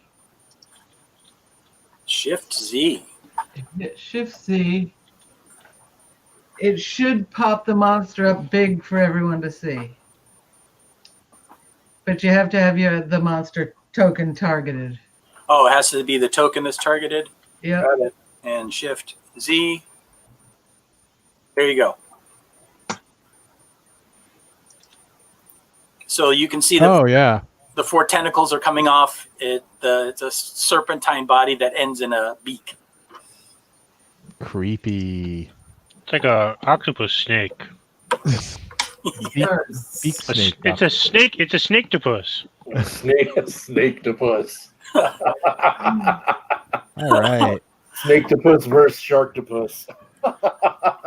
Could we do our little... Yep, we're about to go into our first break. So we're about to head into intermission, and we'll see everyone in about 10-ish minutes or so. All right. Enjoy this non-copyrighted scene. Yeah. And here we go. Intermission time. Time that stretch you've been wanting. And best of all, time to take your pick from that scrumptious array of tasty treats waiting for you at the snack bar, where the popcorn's poppin', the cold drinks are sparkling, the hot dogs are sling, the coffee is steaming, and a luscious treasure of confectionery delights with ice cream and candy and so much more to tempt any taste is waiting for you now at the snack bar. You'll be notified in plenty of time when the next show is about to begin.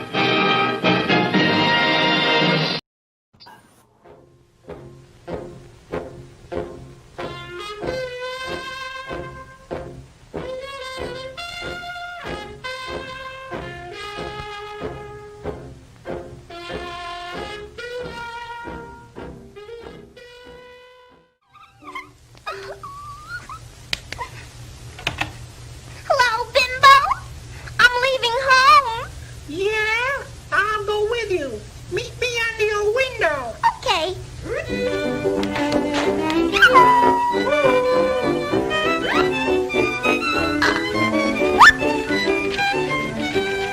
Let's go.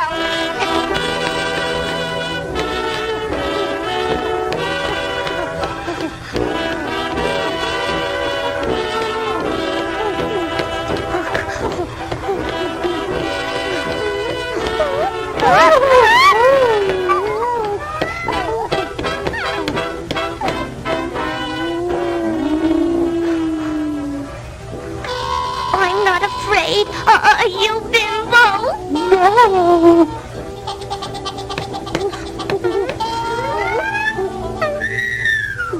Folks, now here's a story about Minnie the Moocher.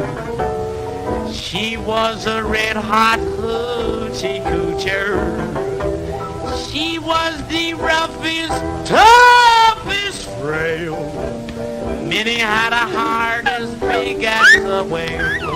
Ho-dee-ho-dee-ho. Ho-dee-ho-dee-ho. Hi-dee-hi-dee-hi-dee.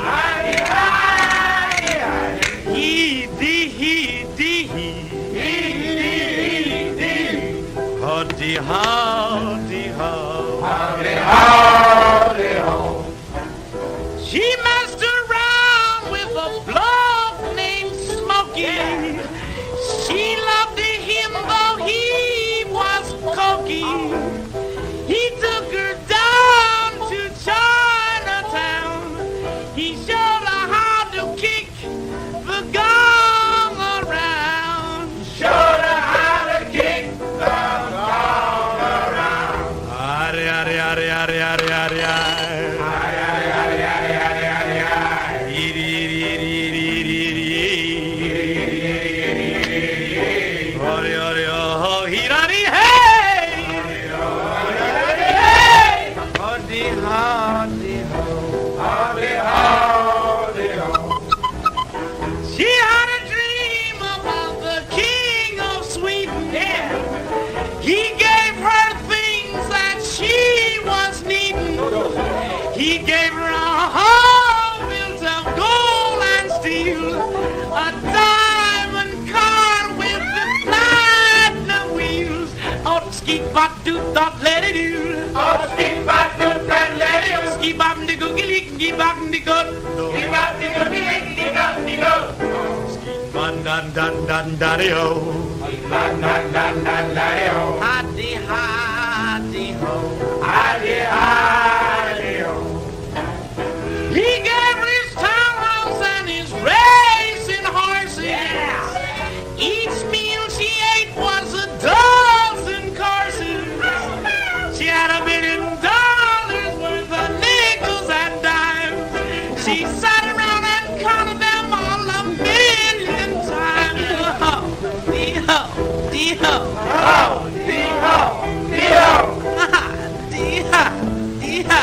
Ha-ha, dee-ha, dee-ha.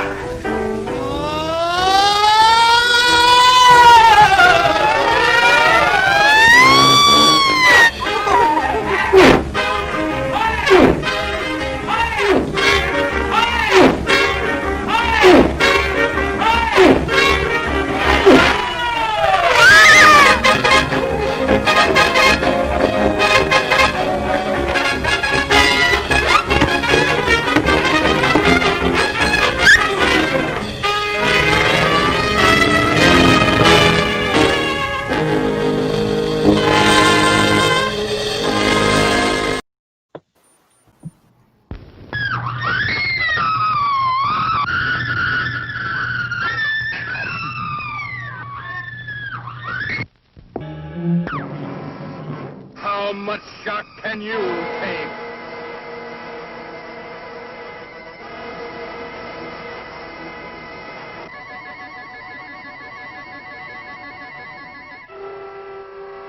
It will haunt you forever. From the depths of evil comes a diabolic killer of beautiful women. The vampire's coffin. See a vampire's body stolen from its tomb. A psycho killer removes the stake so the vampire can again prey on beautiful women.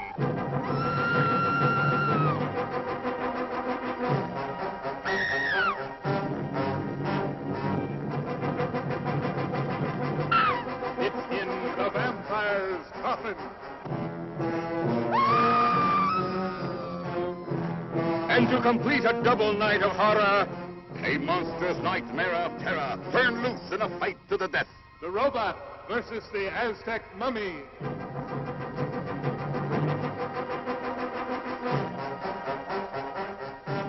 They they will bring you a night of terror.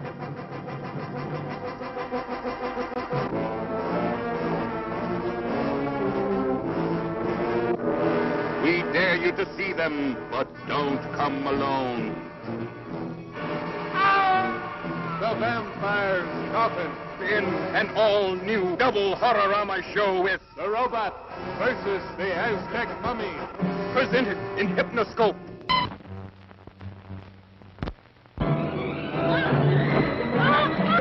Monster of the deep, with a blood-chilling pattern for murder. A flood of action, terror, and suspense that spell The Embalmer. She-Beast, deadlier than Dracula, wilder than the werewolf, more frightening than Frankenstein.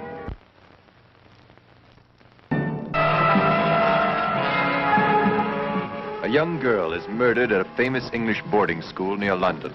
The newspapers call the mad killer the sinister monk. Help! Help! The monk was here! I'm scared. I'm so scared. Who is he? Who is the sinister monk? What was that? Whoever gets in the way of the sinister monk is a dead man. Scotland Yard uses every means at its disposal to capture the ruthless murderer.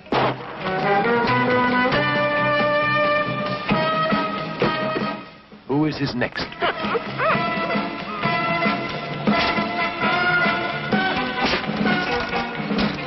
Don't miss the sinister monk. The terror of the unknown reaches out from forgotten centuries, and a horror legend 2,000 years old comes alive as a hideous demon rises from the grave to bring a new high in horror to the motion picture screen. The Vampire and the Ballerina. No one is safe from this monster of the night, this creature from the crypt of the living dead, who stalks the countryside in search of victims for his insatiable bloodlust.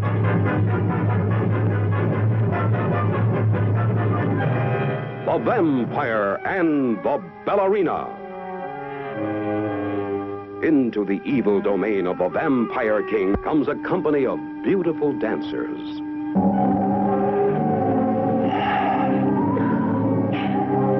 And the most desirable of them all is the ballerina. Helpless in the grip of his satanic power that brings everlasting enslavement to her soul. The screen has never reached such heights of fright, such soul-shivering suspense, such heart-stopping horror. You will remember for always the startling, haunting motion picture, The Vampire and the Ballerina. Yeah. And we are back as soon as I unclick this thing. All right. Looks like we're done with break, so I gotta get back in. Yep, hey. We are back. All right, man. I'll talk to you soon. All right, we just put a pause there on Julius because he looks like he's having a call. So anyway, The Vampire and the Ballerina. You can't get any better. Well, I guess you can, but more appropriate. And I shared one of my favorite Betty Boop cartoons that, as like a small child, scared the hell out of me. Yes, Minnie the Moocher. Absolutely. All right, so we are back. No more cartoons, I don't think. I had a Felix the Cat all revved up, but we'll save that for the next. Episode. Okay. And Mike. So combat has just ended. You all fought some kind of crazy serpentine creature with tentacles, and that leaves you in the dining room, where there appears to have been a feast of human flesh that has occurred. You have the passageway to the north you have not explored. You have another one to the south. What do you do? How big is this thing? Fairly big. From beak to tail, it's probably about 9 feet long. Oh wow.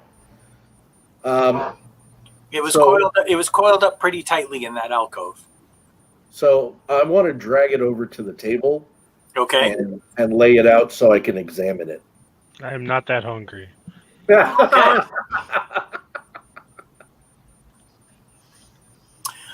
It has a pale green skin, kind of slimy to the touch,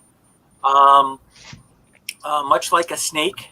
Like I said, its face ends with a huge beak. It has 4 separate tentacles that come off with very sharp hook-like appendages on the end of them. It doesn't seem to have any kind of eyes or ears that you can see. Right. So yes, just consider me to be examining it for now. Basically, my character's never seen anything like this, and he wants to learn what he can from it before moving on to whatever else we're doing. Okay. Is anybody else doing anything else? I'm just kind of staying on the table because I can see in multiple directions from where I'm standing. Yeah, I'm keeping an eye on the south corridor. Okay. From the south corridor, you can hear, Reginald, what sounds like very faint and far-off chanting has just started. Okay, we got something going on down here.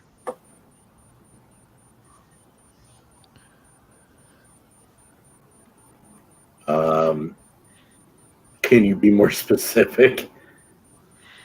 Sounds like chanting. I will stop examining and go and listen. Yeah, I don't want to find out what happened when it stops. Yes. Julius, as you stand next to Reginald, you two can also hear faintly in the distance the sound of chanting. It is indistinct. You can't make out exactly what they're saying, but you can definitely tell there's some kind of rhythmic pattern, some kind of chant that is being uttered over and over again. Does it seem like a religious kind of ritual, or does it seem like spell casting? Can I tell that? It doesn't sound like spell casting, at least nothing that you're familiar with. I got hooked on a feeling going through my head right now. Alrighty. Apparently Jonathan has We Will Rock You. Sounds likely.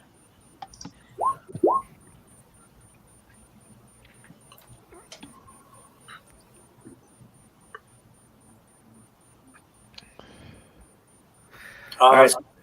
Are you still over by the doorway then, Julius? Yes.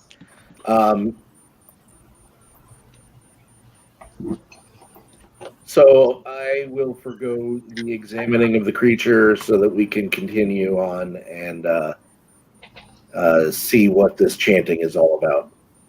Okay.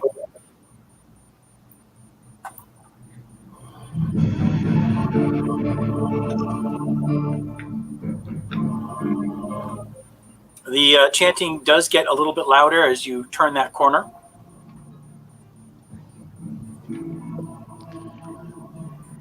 Dun dun dun. All right, I'll head over if it looks like we're going down the hallway.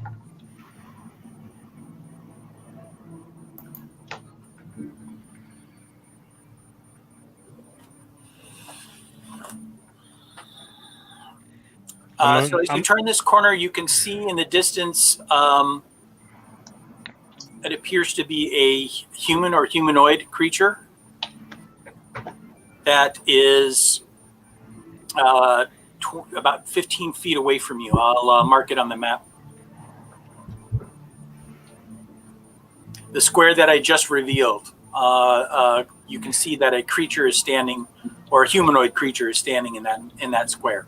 His back is to you, and he's hunched over, and it sounds like he's muttering to himself. And is that the sound that we're hearing? No, this is in addition to. Has anybody followed me?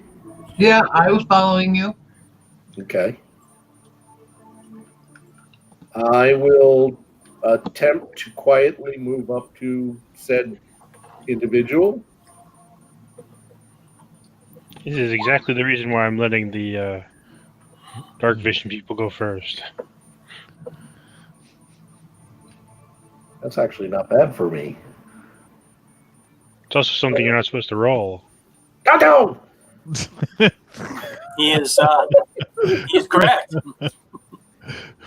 So yeah, Mike. So then I assume based on your roll, you're attempting to stealth.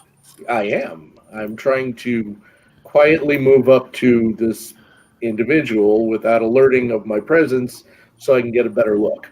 Okay. So as you step into that square, boom. Yeah. Yeah, right. Explosive runes. you can see around this corner, you can see a creature is standing there. You can see that it has sunken features, pale skin. Its nails seem to end in talons, and it immediately leaps at you as you start to move into the passageway. Oh, crap. This one that you were trying to sneak up on spins around and gives out a very guttural snarl, and also begins to attack you. Ah. Well, Can you control Z those guys? Control Z those guys. You got it. Control Just Z. make sure you click on it.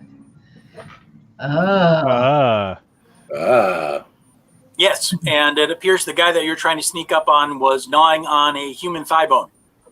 So, I need you to make a sanity check for me. I can do that.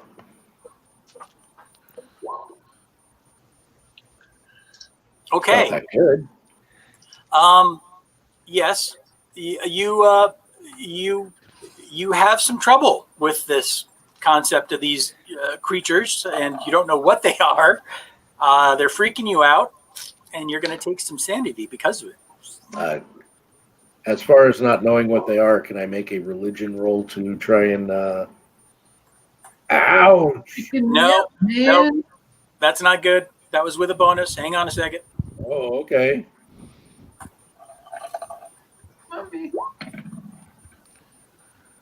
Go. Okay. Is that what I take? That's what you take. Ouch. Yeah. You take 44 damage. Feasting on human flesh, that's a little much for you. So there you go. Religion?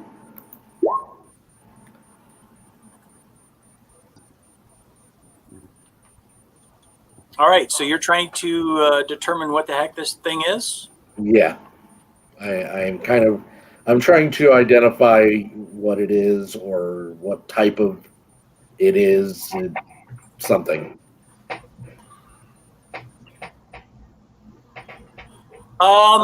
With that roll, you were able to figure out that these were possibly once humans or human beings that have been perverted by negative energy.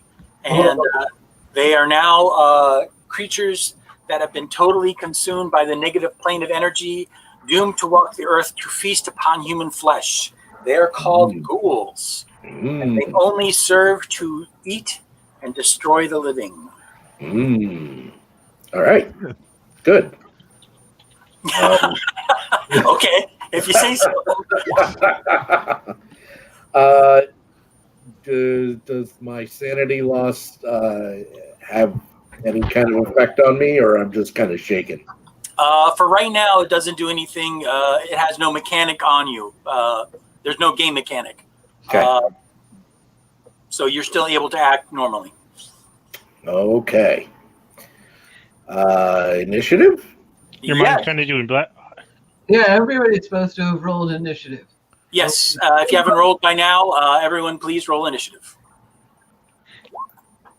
Incentive. No, people are rolling better this time. Yeah.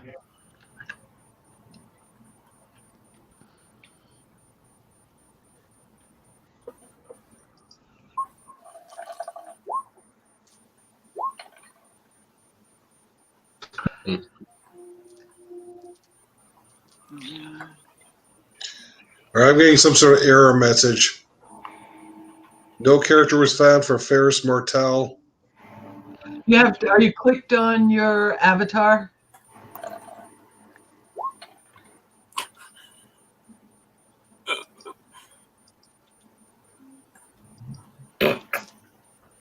Good, excellent. So these two actually have surprise on you. So for this round, I am going to give them the same initiative as you. You guys are all going to be going at the same time. And then I'll be reducing their initiative the next time. There we go.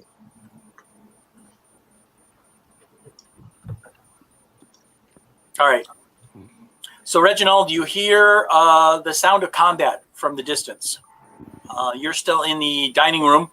You basically hear what sounds like a cry of surprise from Julius, and then it sounds like creatures howling or screaming. You're not sure what's going on, but it definitely doesn't sound good.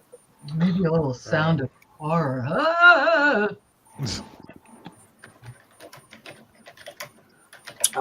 Do you do anything from where you are? Is there room for us to? If there's not room for us to fit in there, can you pull back? Because can't really do anything from where I am at the moment. You're asking Julius to pull back? I'm just yelling in general. Oh, okay. I respond by saying, yes, I will pull them to the room. Okay, then I'm going to pull back to this corner and ready my... Okay.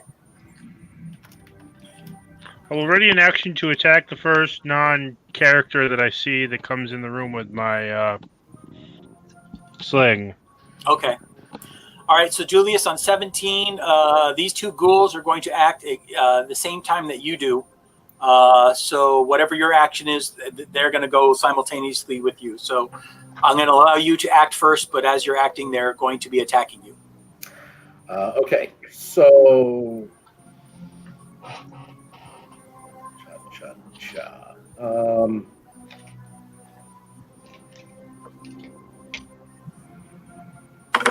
I am going to...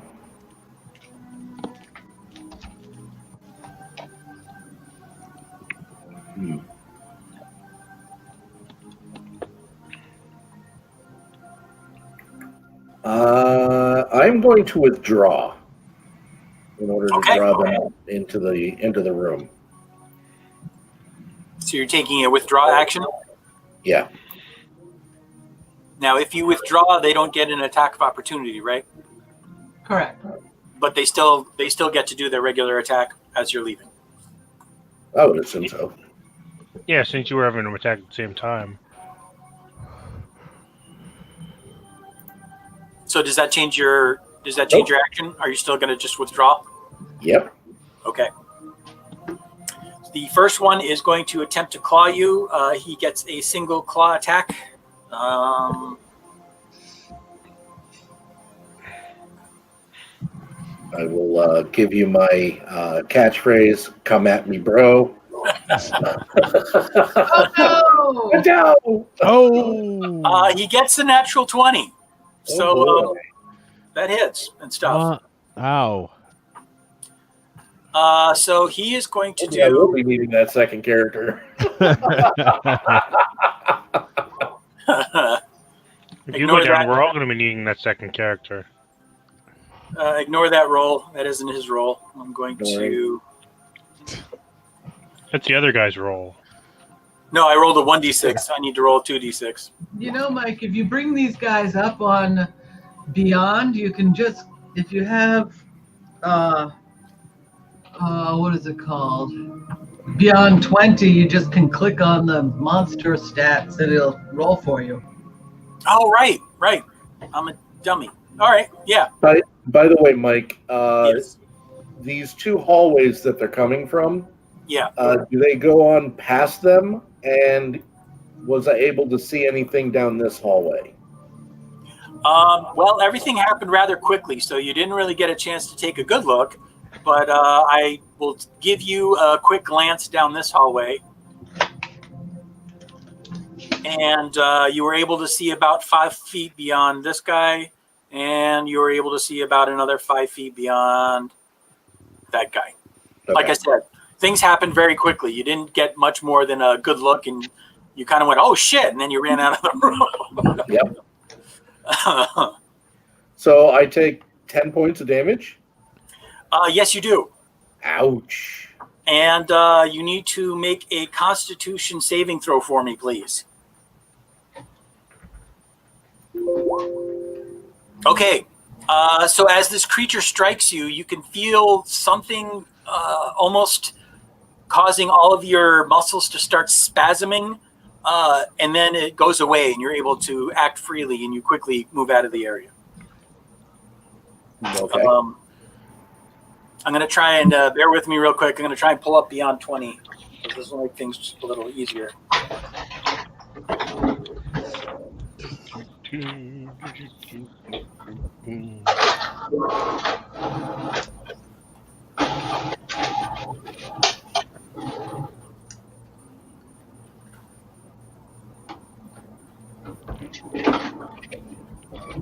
So unfortunately, we lost one of our viewers.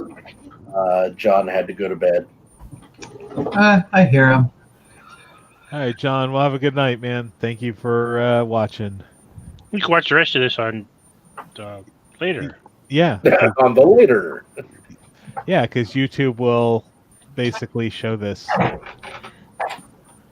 Until the end of time. Yes. Song as old as rhyme.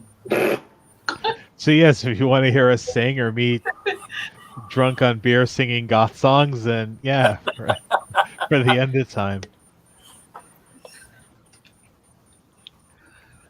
Oh boy, my brain fell out. All right, so now that I have the creature up, you're saying I can just click on... Does it have the little red bees? No. You have Beyond 20 extension for Chrome installed on your computer? Oh, crap. No. All right, we'll come back to that later. Yeah. Okay, so the second attack on you, Mr. Millman. Yes. You thought you were done taking damage. Oh, No, we're not done yet. Oh! Wow. That's gonna hurt. So that, I guess, is another natural 20. It certainly looks that way. Woo! All right.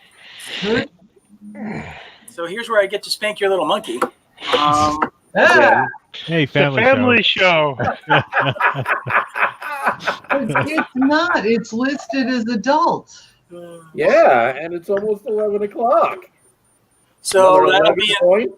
another 11 points and another Constitution roll. Monkey wants to be spanked. Okay, once again, you your muscles tense up, but you manage to break free, and you are in the other room. How many hit points do you have remaining, sir? So I come stumbling back down the hallway into this dining room area, a bloody mess. I have 2 hit points left out of my 23 hit points. Yeah, so it looks like you've been clawed a lot. Yeah, so I'm looking pretty rough right now.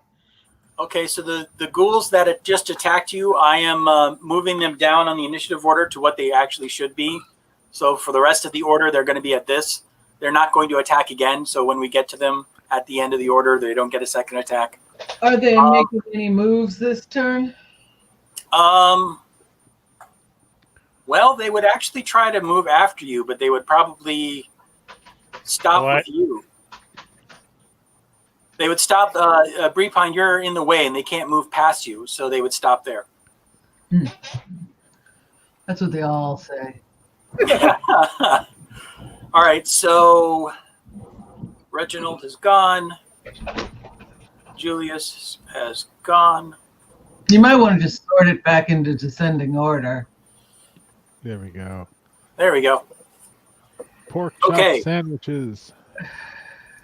So now, Well, they came up all in my grill, so I guess now I'm going to have to withdraw. So 5, okie dokie. 10, 15, 20, and I will withdraw to here. Okay. And wait. That would take us to Tezagol. So I'm assuming. Sorry, James. No, go ahead. I'm assuming that because I did a withdraw, I can't do anything else, like heal myself. Only if it's a bonus action. Yeah, only if you have something that'll allow you to do a bonus action. Yeah, I don't think it's a bonus. It Oh, doesn't yeah. say it's a bonus. Healing Hands. It's an Azamar ability. Oh, that I don't know. Okay. So then that would take us to Tez. What are you doing, sir? So, can I see anything? No. You saw Julius run into the room. He's got claw marks all over him. He said, what did you say, Julius? Ow. Ow? Yeah, I mean, basically I said before I withdrew, I said I'm going to draw them into the room. Then I withdrew, and I came stumbling into the room a bloody mess. Right. And then Breepine ran in after that. So no, you haven't actually seen anything. All right. So I'd say to. I'm moving to here on the table and ready in an action. So as soon as something comes into sight, I'm loosing an arrow at it. I'd say to Tej, you sure you don't want to shove that healing potion down, Julius? All right, then I move hand healing potion to Julius. Okay. And then move here. So I can't ready an action, but I'm there. Okay, fair enough. So that's Tez, and then we end this round with Ferris. Ferris, what is your intent? Okay, Ferris will move to this square right here, grab that table, and with all of his might, try to push it up into this area. Basically, line up the shot and wait for one of them to just come around the corner so he can slam that table into him as hard as he can. Okay. Make a athletics roll for me.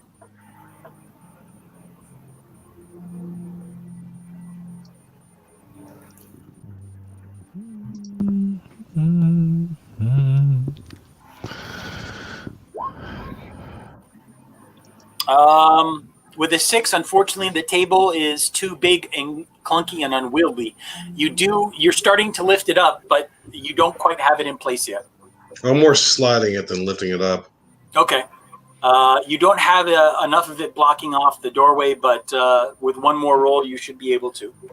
Assuming that they don't act before you get the door in place. Well, Mike, I mean, it would be beneficial for me to position this thing so I can slide it real hard into them. Okay. Kind of like a battering ram into the hallway. Okay. And I'll hold my action for the final push. Right. So I'm going to resort with the new order, and Reginald, you get to go first. They still have not shown up yet. Oh, wait a minute. Sorry. Hold on. Before we do that, I have to do something else that's related that you guys don't know about. Yeah, the other 4 of them joined. The 2 who are already killing me. Anyway. Tentacle monster comes back to life. Yep. And then the ghost kids show up, and the vampire and the ballerinas, yeah.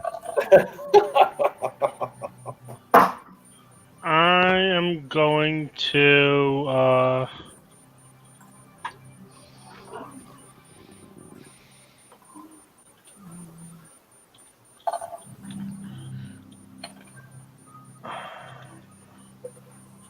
I'm going to turn to Julius. The minute those things come in the room, hit them as hard as you can. I'm going to weaken them. But just make sure you hit them as hard as you can, because you only get one shot at this. Yeah. I'm going to use my my channel divinity power.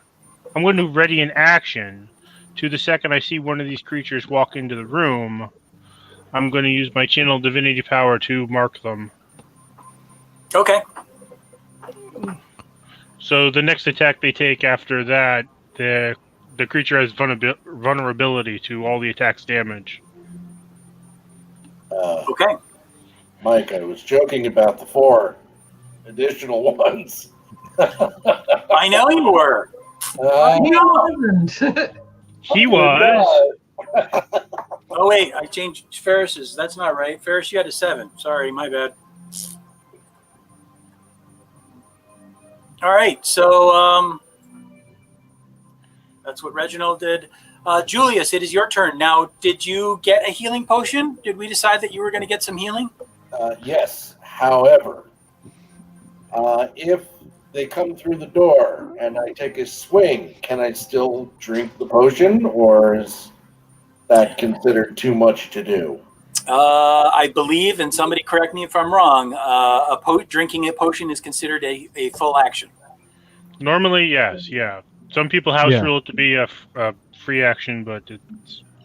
Or a move action. I will house rule this and say from now on this would be considered a move action. You can drink a potion as long as you're only drinking a potion, and that would be considered your move. So, in other words, I can't attack. And you can still attack. You can still attack as long as you don't move. Okay. You said as long as you drink a potion and all you're doing is drinking a potion. Yes, that will take up your move action. I will drink said potion. You can go ahead and roll for it. What am I rolling? It is 2d4 plus 4. I mean, what she said. Yeah. What was? Sorry. 2d4 plus 4. 2d4 plus 4. Much better. All right, you have 9 hit points back. So you drink a potion, and that's all you're doing for now? Or are you holding your... Yep, I'm holding my action so that when the first one pokes its head through the door, I'm going to smash it with my hammer. Got it. Okay, that will take us to...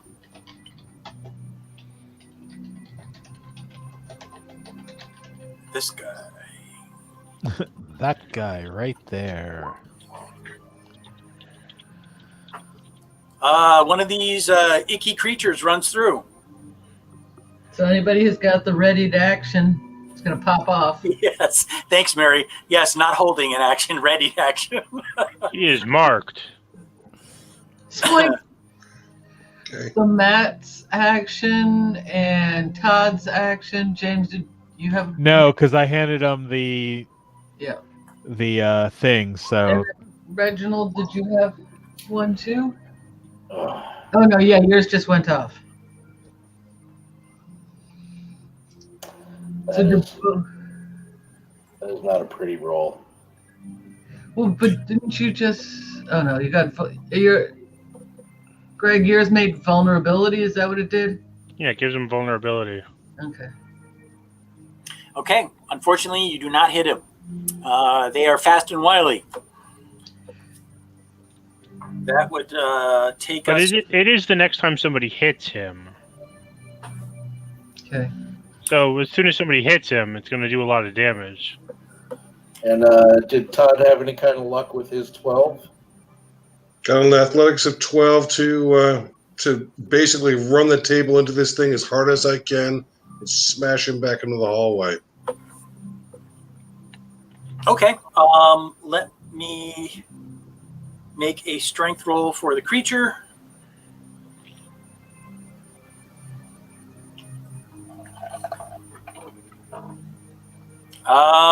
It, like an Olympic gymnast, it basically does a Dukes of Hazzard slide across the table as you shove it towards it, and ends up pretty much in that square there. It does not attack this round. It used its full movement in order to get to the room. So, well, actually, if it moves 30 feet, it still gets an attack? Mm-hmm. Yeah. So then is the table like here now? Yes. The table is roughly there. Anything well, else? the intention was for it to be in the hallway itself. Oh, okay. All right. So then it's 5 feet into the hallway and 5 feet still sticking into the room. So any of the other creatures attempting to enter the room are going to have to make an athletics roll successfully in order to get into the room. So does that count as a move, Mike? Can I still do anything, attack or anything like that? I would consider that a move action, so you can still attack if you want to. Well, that was your readied action. That was your readied action. It wasn't your turn, so you can't do anything besides your readied action. Okay, but I'll be able to strike on my turn? Yeah, absolutely. So, Mike, the thing jumping to the table, did that use up any additional movement, or is it still included in the 30 feet? No, that used up additional movement, so it actually would have used another 5 feet, so it moved 35 feet. So is that considered a double move if its movement's only 30? Yeah. Okay, so it did a double move. All right, so Breepine, it is your turn then. I'm going to back up one more and target this guy. And I am going to shoot him with some frost. 18 to hit. An 18 will hit. So double whatever damage you do. So 12 cold damage. 12 cold damage to the guy that's in the room? Yeah. All right.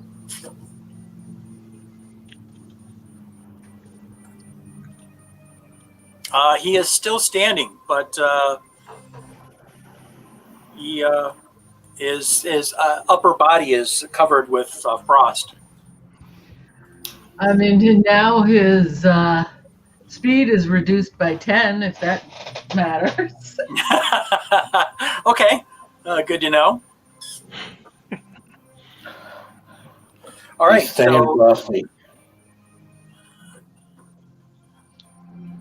okay, so then after that, Tez, it is your turn. All right, so I'm just going to move here, which doesn't put me out of his threatened. Okay, actually, there's somebody already in that square. Oh, is there? Yes. Hi, how's it going? Oh, he's a little hard to see. Squished up in the corner. He's mooshed up in the corner, but he's there. I can go here, though, without being out of threatened. Correct. All right, and then I'm just dropping my bow as an and going as part of my move is just move, drop bow, and grab, weapons. So I'm going to do spear dagger. Okay. All right. So first, where's my character sheet? Character sheet, because I took dual fighting as my thing. So, that spear is going to miss. And yes, then with my dagger, a 22. Is that a crit? No. It Okay. is a 18. So yeah, so no crit. That does hit. Go ahead and roll your damage. 4 piercing. 4 piercing to the same guy. He is still standing. He seems to be moving with like an almost inhuman kind of ferocity. He doesn't seem. You're definitely hitting him. You're definitely doing damage, but it doesn't seem to be registering on his face. Then you got to hit him in the face. Oh,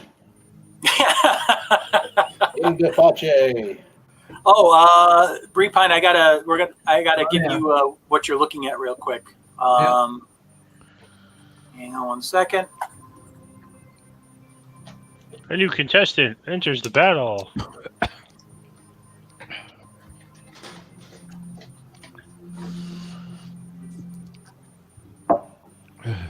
Yeah, well, at least there's No visible monstrosity. Nothing visible. All right. Oh, and just because I can't suffer alone, everybody else has to make sanity checks too, right? Yes. Thank you for reminding me. Everybody else needs to make sanity checks.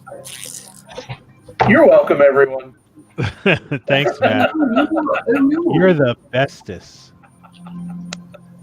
All right, click on pan flute, right? Them bitch is scary. Oh, here's sanity. Ugh. All right, here we go. Oh, cool.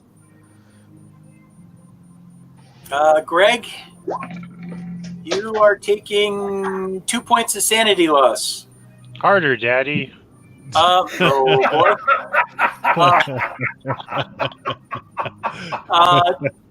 Todd, you rolled a natural 1 there, sir. I love you, Greg. That is going to get you 3 points of sanity loss.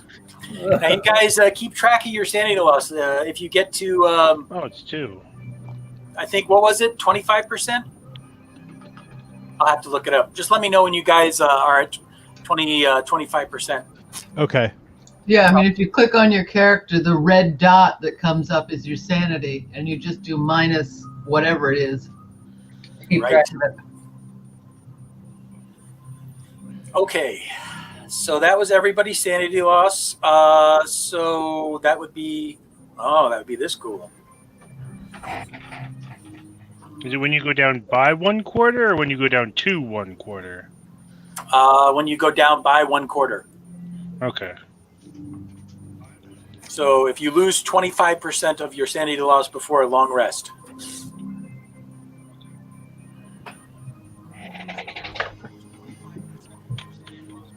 Okay. All right, so this guy is going to attempt a athletics roll to try and enter the room. Yes, he does with a 17. He scales over the table and ends up on this side. This is either here or here. He's going to end up probably here, and he's going to attempt to attack you, Ferris. What's his initiative? His initiative is... Oh, I'm sorry. You go simultaneously with him. My bad. So you can see him coming up and over the table, and when he lands on the ground, you can also attack.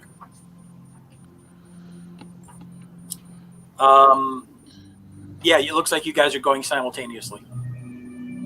Okay, well, if he's going to move, and I can move simultaneously, can I just move here? As a disengage bonus action? Yeah. Yes. However, before you do that, you can see that there is a creature actually that is coming up the stairs here. So you can decide to not do that if you wish, or you can commit to that action. I will allow you to... I'll commit to that. Drop the bow, pull the short sword. Okay. At least I can get these guys from being outflanked.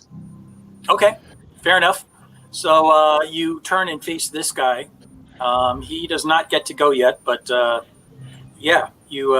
Man, I'm gonna stab him if I can. Mm-hmm.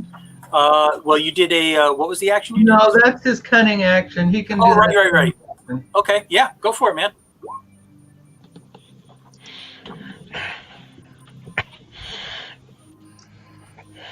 They're coming out of the woodwork. They're in the room, man. 13 to hit. 13 will hit.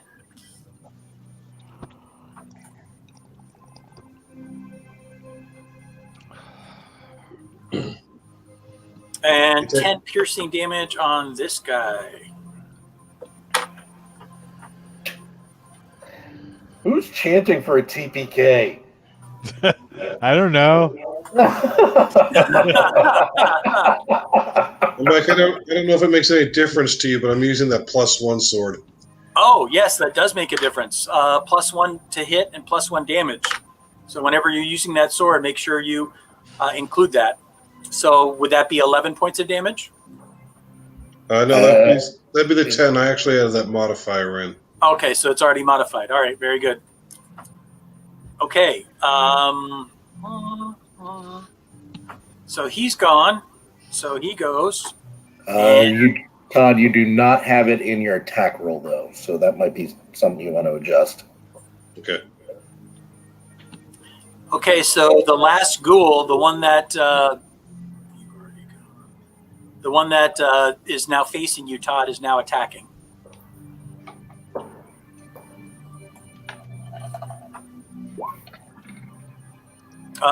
He gets a 15. AC 14. Okay. Well, plus, is that by Dex to that, right? Yes, you should. Your dexterity modifier should be included in your armor class. It's ours automatically done. Good. So you're going to take 5 hit points of damage from his claw attack, and you need to make a Constitution roll.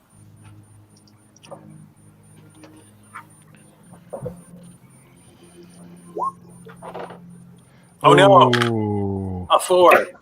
Wow. A 4 is bad. We are gonna die. I'm going to go ahead and tell you that if you haven't used, did you use inspiration yet?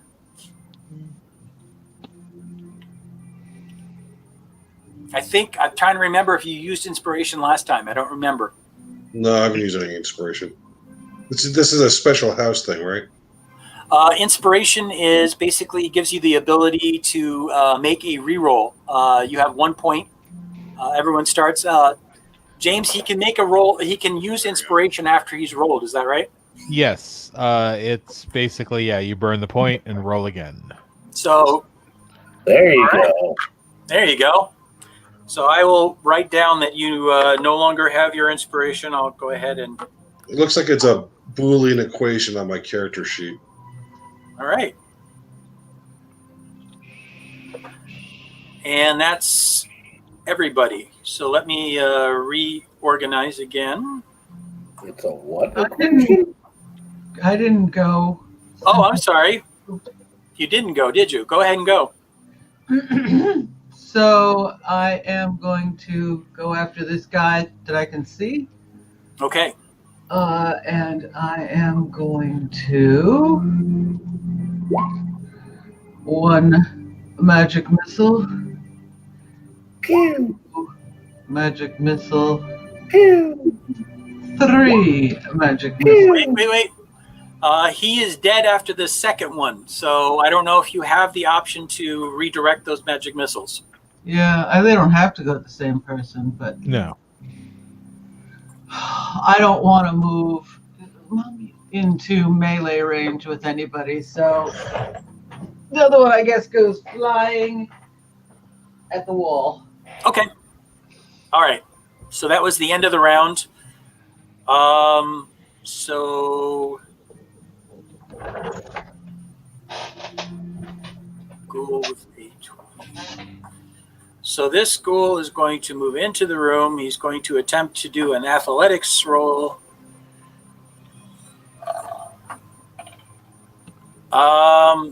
And he fails. So he's stuck here. He can't go any further than where he is right now. He is on top of the table, and you can see him frantically trying to crawl his way down the table to get into the room. So that's the guy with the 4 initiative. No. That's the guy with the 20 initiative. Correct. According to what I show here, this guy is the one with the 20. Oh, yeah, if you mouse over. Yeah. Oh. You're right. I am. Well, he just went, though. So I probably had this guy confused with... Well, I'm going to change their initiatives to reflect the correct ones now. There you go. So he's down here, and he's over here. So what's this guy that I just moved next to Todd? What's his initiative? He's the 4. Now it's 4. That's correct then. Okay. So 20 is on the table, and he's scrabbling to get across. That would move us to Reginald. You can go.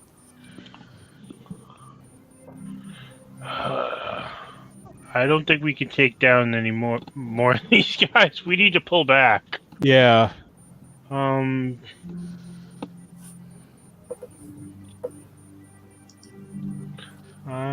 you screaming retreat? Oh, hell yeah. Pull back. Run away! Pull back to the staircase. Yeah, but everybody's gonna take opportunity attacks. Well, if we can do our our thingy-majig. Withdraw. Yeah. Or whatever the disengage. 10, 15, 20, 25, 30, 35. Oh, wait a minute. 20, 25, 20. 20 or 25? 25. Yeah, 25. There we go. Okay. All right. So where did you move yourself? Oh, okay. I'm gonna move here so I can watch everybody move out because I don't want to just run away and leave everybody there. Okay. I'm not that kind of person. All right. That would leave us with Julius. Now the guy that's in the hallway there, he won't be able to get an attack off on you. He won't.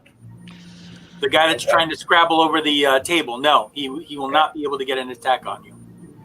Well, I'm going to ready an action once everybody retreats to fall back and basically block the hallway so they can only come at us one at a time. Okay. Then that would take us to Breepine. All right. You saw Reginald run past you. I move past Reginald, then this dude here. She's coming towards me. I'm pointing her towards the staircase. Okay. Well, I'm gonna magic missile this guy. Okay. Okay. 2.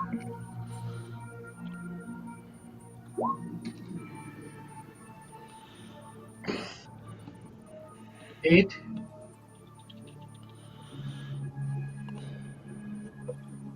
8 points total.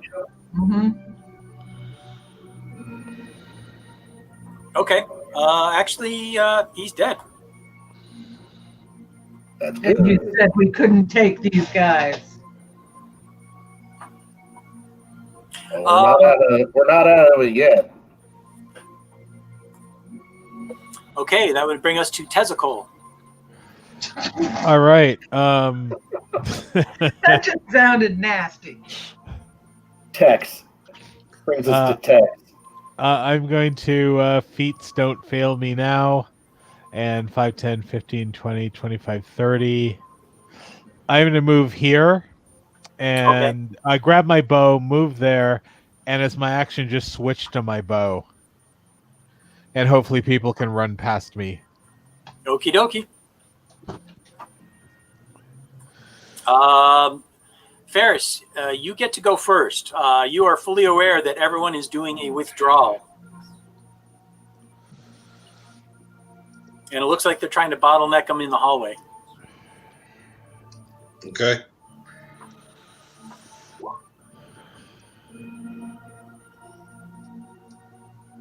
I assume a 22 hits? Yeah, that's a natural 20.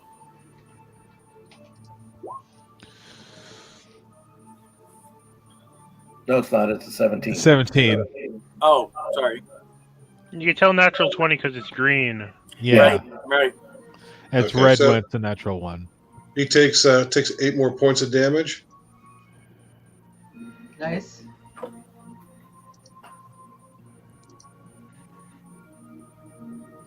Okay.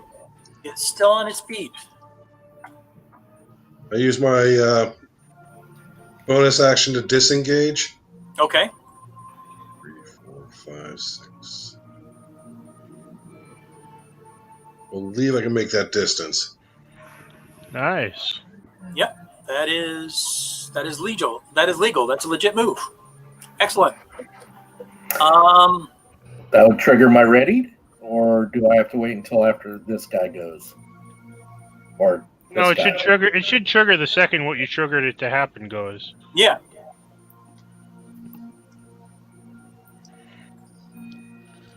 And I move there. Okay, so this guy goes next. Wait, no, the guy with the initiative is 7, which is He's on this the guy. table. Yep, that guy. The guy who's on the table, it's not there. All right, he is going to attempt to attack you, sir.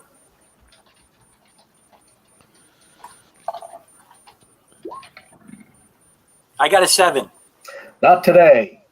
All right. Hey, bro. But he has advantage. No. I'm just... Shut up, you. And the other guy gets queued up behind him because that's all he can do. And that would be the end of the round. And cue the meat grinder. And it is back to Reginald. We'll sling him. Kind of sling him from there. 5, 10, 15, 20, 25. Yeah, I can hit him. Okay. And go. What do we do? Oh, swing and a miss. Strike 2.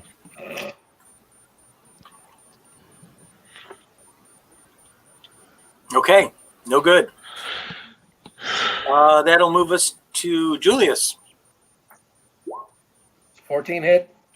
14 hits. For a whopping 5 damage. He is unimpressed. I would assume so. I am unimpressed. All right, that takes us to Breepine. All right. For my last level 1 spell, I will magic missile this first guy. All right. So 2. Is he dead yet? Nope. Damn it. 4. Is he dead yet? Nope. So total of 9. Is Still he dead standing. yet? Damn it. After all these hits? After all these hits. Wait, unless I missed something, how much damage is he taking? I did 9. More than enough to kill him? How much did you do, Matt? I did. Wait a minute. Let me get back to that. I'm looking at my character. So Matt did 5. Yes. You did 9. So it's 14. So 14. So unless anybody did anything else, he's still standing. Yep. Womp womp. All right. So that was Breepine. That takes us to Tez. All right, I am going to. I'll shoot my bow. Oh, no, come on. That's what cool kids do. That's what the cool kids do. 12. 12 Cool just kids. hits. All 12 right. hits. They don't have any armor. 6 points piercing. All right. And oh, I'm sorry. Go ahead. No, go ahead. Oh, and I guess I just moved to here, and that's my turn. Okay. He is still standing. Ferris, it is your turn. I whip a dagger at him. You hit. Go ahead and roll your damage. And you can sneak attack him because the other guy's in 5 feet, so. He can or cannot? He can. He can. Oh, he can sneak attack him. Okay. If he should wants we- to. Todd, do you want to do a sneak attack? There you go. All right. With the sneak attack, you kill him. Nice. Very nice. Yeah. So this guy is the last one. He's going to take a 5-foot step, and unfortunately, he still is able to attack, and he will. Rawr! Rawr! He rolls a 5. He misses miserably and curses his existence. Okay. Curses Strahd. Well, he curses Strahd too. So that'll take us back to Reginald. What if we try this? Could actually work. 15 hits. 5, please. You damage him further, but he is still standing. Julius. Are you using your special plus bullets? Oh, hell no. Oh. I'm not wasting those on cannon fodder. I'm saving it for a boss fight. Oh, that'll hit. That does indeed. Roll your damage, sir. For another whopping 5 points of damage. And you know what? That's all he had. He's dead. Tiffany. Nice job. So as your hammer comes up over your head, you bring it solidly down on its collarbone, and you hear a sickening crunch, and its neck goes off to the side, and it slumps to the ground, and its body lies still. The room falls silent, and all you can hear is just the very faint sound of chanting in the distance. Chaka laka laka. Chaka. Or and something. I suppose they don't have any fat loots on them. Oh, they could be musicians. All right, we are officially out of combat. What do you guys do now? Cry a little bit. Yeah, because the chanting's still going on, but we are in no condition to continue fighting. Really? Retrieve my weapons, Mike. Paladin has the potion. Okay. I don't have the potion. I drink it. Oh, okay. But did anybody else get hurt? I didn't. I didn't. I did. So as far as you guys with thrown weapons, sling bullets and arrows, just to make this easy and simple, every time you use them in combat, minus 10%. So if you fire 3 arrows, it means you get 2 arrows back, so on and so forth. Gotcha. That's the easiest way I can do it without making this tedious. So if someone has a better idea, come up with it. Otherwise, every time I got 100 bullets. I don't really care. Well, yeah. With you, I mean, as long as there's like rocks on the ground, you pretty much have infinite ammo. This is really just for arrows. So,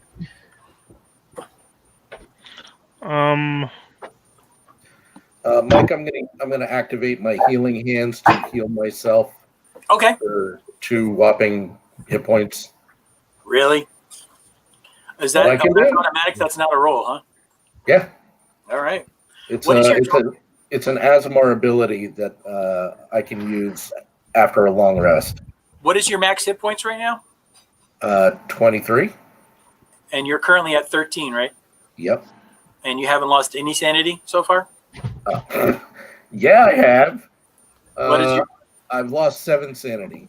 All right. Whoa. Okay. Because your thing is, what is your total sanity? 63. I'm at 56. Right. And I figured out a quarter is about 14. Okay. Tell me again how many you've lost? I've lost 7. Okay. What are we doing about decimals? Round up. Okay, round up.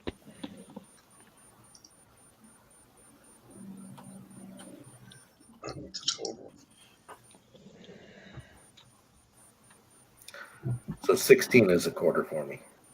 Okay. I think we just got to move forward.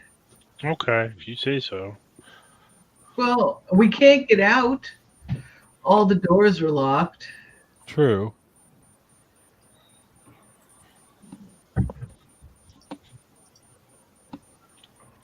I don't think we can take an 8-hour long rest.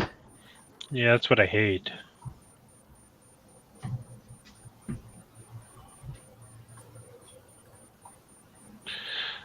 If we continue the hit and run tactics, I guess we could be okay.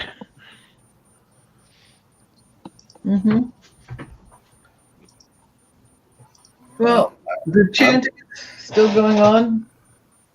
You can hear it faintly, but yes, you do still hear chanting. I am completely out of healing at the moment.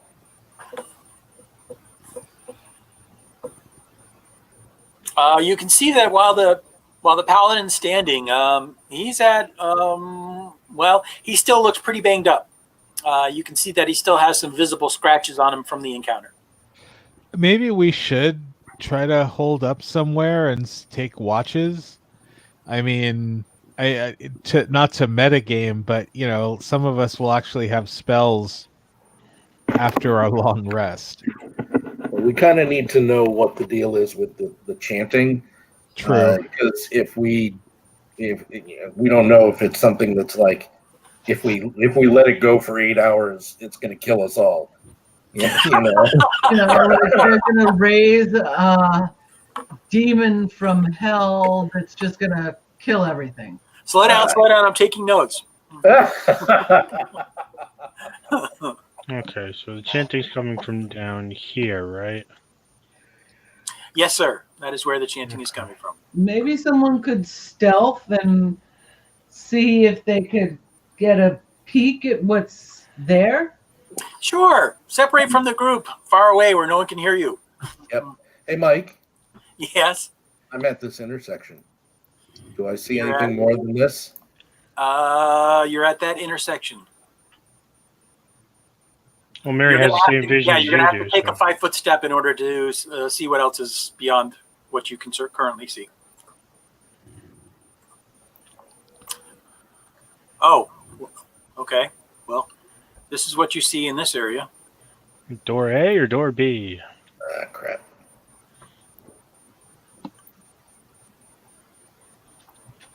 Anything down there? There's 2 doors and 2 more doors. I'd go with the doors because one cannot walk into Mordor. That's good. That's good. Okay. Let's see if they're unlocked. Thaumaturgy on the top door. If it's unlocked, it'll open right away. I'm assuming you mean this one? Yeah, that one. Yes, that door pops open. It's thaumaturgy on the bottom door. That door pops open as well. Okay. I'll go over to these two and do the same thing. Top first, bottom second. Both of them pop open. Okie dokie. Peekaboo. You are opening that door? You said it popped open. I'm looking in. Yeah, they're already. All of them are already open now. So yes, I'll reword that as in you peer into the room that's open. Yes, I do. All right. You see a stone crypt on a elevated platform. Okay. The lid is currently closed. Is it featureless, smooth, or is there any... You do see some writing on the lid of the casket, the stone casket. It's covered with dust. You'd probably have to come up a little closer in order to get it to read what's on it. Yes, get closer. Get closer. I am a glutton for punishment, so. You can see that it has an epitaph to somebody who was buried. Here lies, and then it gives a name, and then gives a date. You don't recognize the date at all. It is not in any kind of calendar that you recognize. Year 2. And you don't recognize the name as well. Okay.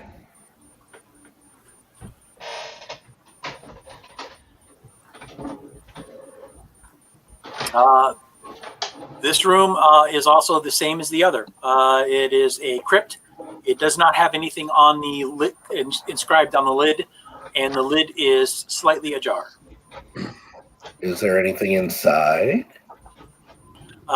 You would have to. It's pretty heavy, so you'd probably have to take both hands and lift it up a little bit in order to kind of crane your neck and take a look inside. Well, I mean, if it's a jar, that means that there's like a crack or something open that I can try and peer through. And since I have dark vision, it's not going to yeah, true. Good point. No, the crypt is empty. Okay. And I noticed Todd is examining the other coffin. Yes, yes, he is. Or is he? Or is he? Safe to assume the same thing in these two rooms? Hold on 1 second.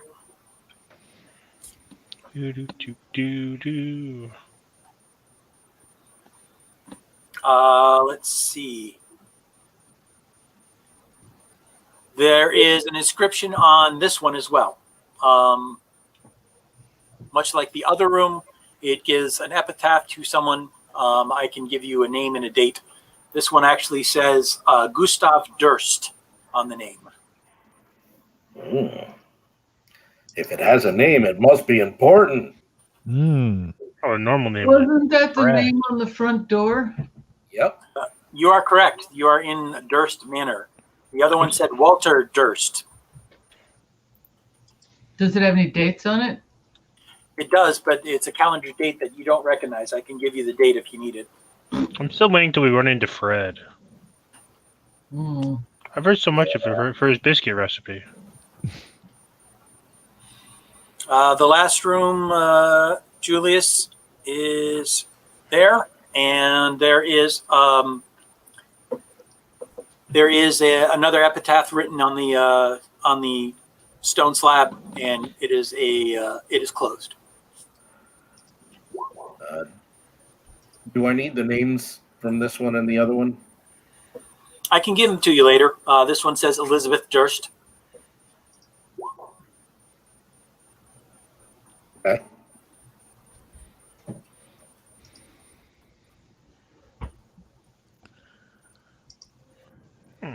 Interesting. Just taking notes.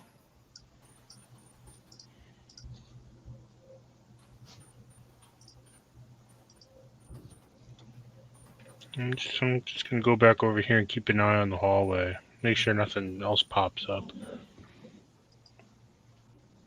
Are the coffins all the same size? Yes, they are.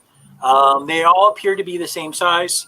They all seem to have the same ritualistic burial. Three of them have a name written on them. One of them did not. One of these things is not like the other. Three of them also contain bodies. And like I said, they are normal dead bodies, nothing unusual. They haven't been mutilated or messed with. They just look like they have been buried in a ritualistic fashion. Take their gold teeth. No. Let me know if anyone actually is going to search the bodies. Otherwise, I assume you're just peering open and looking at the body and then closing the lid again. Yeah, I mean, I'm back here probably. I'm saying to everyone, these chanting could be to raise these guys. Maybe we shouldn't mess with them and should stop the chanting. Yeah, I don't really like the idea of people messing with graves. Well, like I said, somebody who's sneaky, somebody who can move quietly should probably go find out what's going on with the chanting. Yeah, but also somebody who can see in the dark. Well, yeah, there's that too. I'm not particularly well suited for being quiet, though. Tej, can you sneak? I can. I mean, I don't want to. no, I can. So which way do you want me to go? Towards Like down. chanting. All right. So, Mike, is it going down towards this way or this way? Hang on a second. Let me take a look. Yes, beyond the table that has been shoved into the hallway, the chanting definitely sounds like it's coming from that general direction. All right. So I guess I'll need to make a stealth roll. That's a roll I make. Oh. Yeah. Right. Yeah. While they're doing that, I'm going to quickly run back and grab my hunting trap. Yeah. And then I'll come back here. I was going to say, you might want to put the hunting trap here, and then we can use this area to camp out in when we're ready. That'll work. So, Todd, you're stealthing as well? Are you following Tez, or are you going somewhere else? Actually, I've moved my character where he is, and I'm doing the same thing I did before. Oh, that's what you meant by saying. Okay. All right. Got it. No, if I follow Tez, then he's going to be followed by a torch. Kind of negates his dark vision. Right. And his stealth.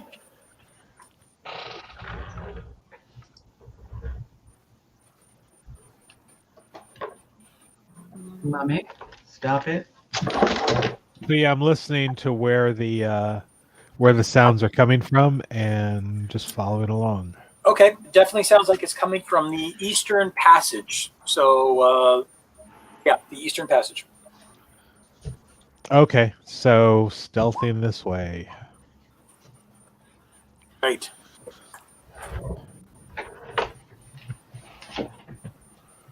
You see another one of those corners that you love so much. Drop down. As you turn around the corner, you see a body is hanging from the wall. It looks like it has been, I don't want to say crucified, but it looks like it has metal stakes stuck through the hands on the palms. So the palms are facing out towards you. The skeleton is suspended off the ground. You can see that it is draped in black robes. You can see that there appears to be a large gaping hole right about where the human's heart would be. Can you make a sanity roll for me, please? Oops, sanity. Let's see. Sanity. Ooh, not really. Yeah. So as you begin to look around the room, you see this entire room has corpses nailed to the wall. They all look like they've been crucified to the wall, if you will, and they all have similar gaping holes. Ouch.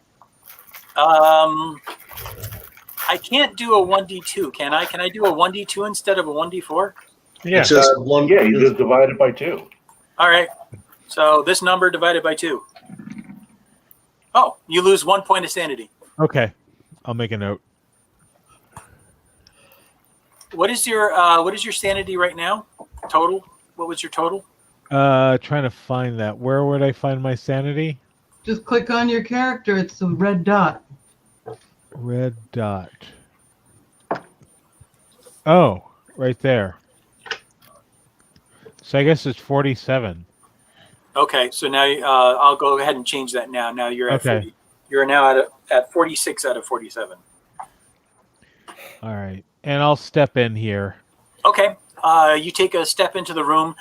You can see all the way in the back of the room on a raised dais is a very intricate statue of a human that you don't recognize. He is dressed in riding boots.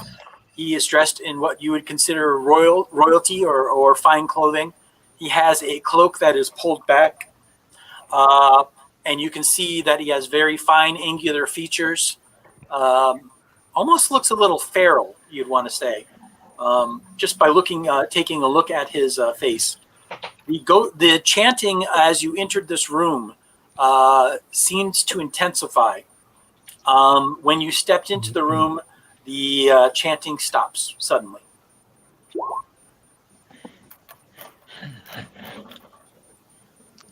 What do you do?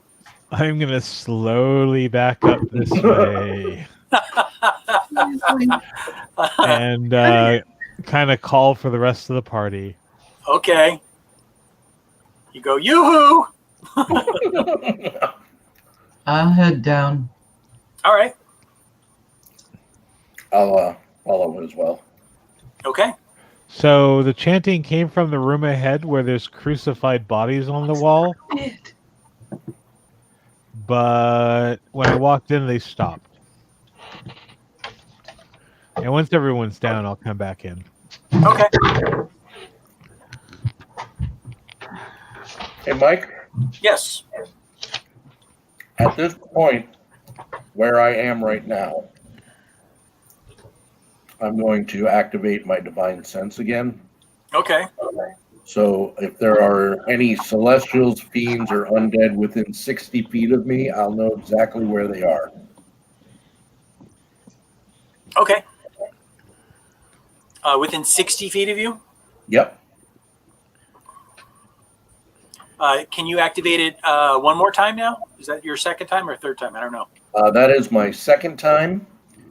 and I can do it three. Sorry, this will now be my third time, and I can do it 3 more times before I rest.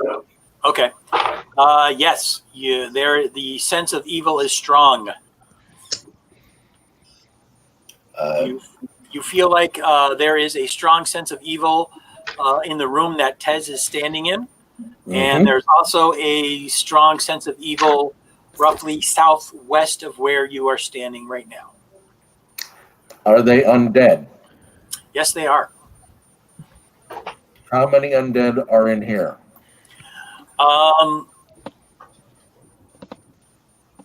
4. Tex, come back out. How many undead are where I can't click because my circle is black? In that general area, you sense 2. Okay. And as you come back out, I quietly say to you, there are 4 more creatures in there. Immediately after you say that, the chanting begins again. Reginald, you can definitely hear it the loudest. Tezical, you don't hear it as loud. It definitely doesn't sound like it's coming from the room that you just left. Gotcha. Coming from over here now. There are 2 creatures in that direction. Okay. Do you want me to do something about that? I'm just giving you a heads up. Okay. And then I take the lead. Oops. You run off into the darkness. All right. You're going to look down that passageway? Excuse me. Sorry. God bless you. Grazie. Oh, look, it's another corner. Plastic corners. I peek around the corner. You see a long, thin staircase that leads down to another level. With more chanting? The chanting definitely sounds like it's coming from somewhere below you. I will pass it down the line that there's more stairs going down, and I'm going to begin descending. Okie dokie.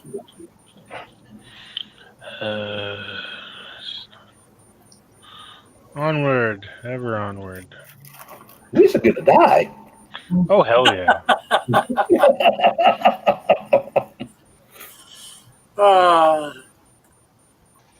I don't know if I mentioned this before, but you guys are doomed, right? You know. Yep. All right. Sweet. Okay, so moving on. Sub-level 3, that's where we are. Right. Oh, shoot. Don't leave me behind. All right, I'm behind Ferris. Don't forget to turn your fog of war on if you're changing maps. Oh, yes. There was much guffawing and laughing at the DM the first time. Stop it, cat. Yeah, Hey. Stop it, cat. Yeah, stop it, cat. Yeah. The fog of war alone. Yeah, see. So, what is the marching order now that you guys are descending downstairs? First. Well, yes, that's implied. James, when you get a chance, if you can scroll down a little bit further on your map. Okay. There we go. By the way, since we are mentioning cats in the chat there, I got to see Cat and Malar today. Ooh. Or was that yesterday? Yesterday. It was nice. I haven't seen them in forever. Cool. All right, so who is following behind the Paladin? James. The extremely doomed Paladin. Yes. I guess I'm behind him. Yeah, because right now, the way the hallway's set up, it would probably be I'm behind Greg. And then I guess it would be Ferris and then myself. Single file, man.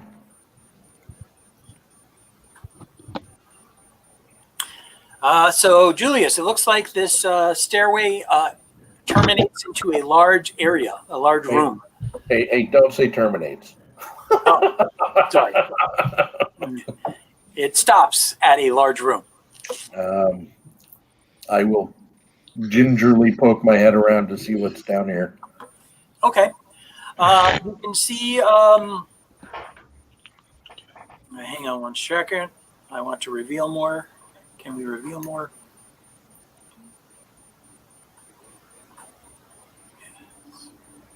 It's very revealing.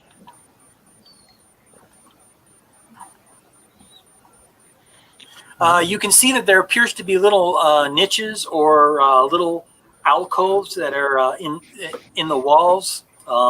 You can see in each one of these there appears to be something within this recess. It's like a logic puzzle. What is this? That would be the first of these alcoves. Yes, but I mean, I should be close enough, I think, to probably be able to see what that is. Yes, you can see that it appears to be a small mummified yellow hand with very sharp claws. And you can see that it is resting in this little alcove.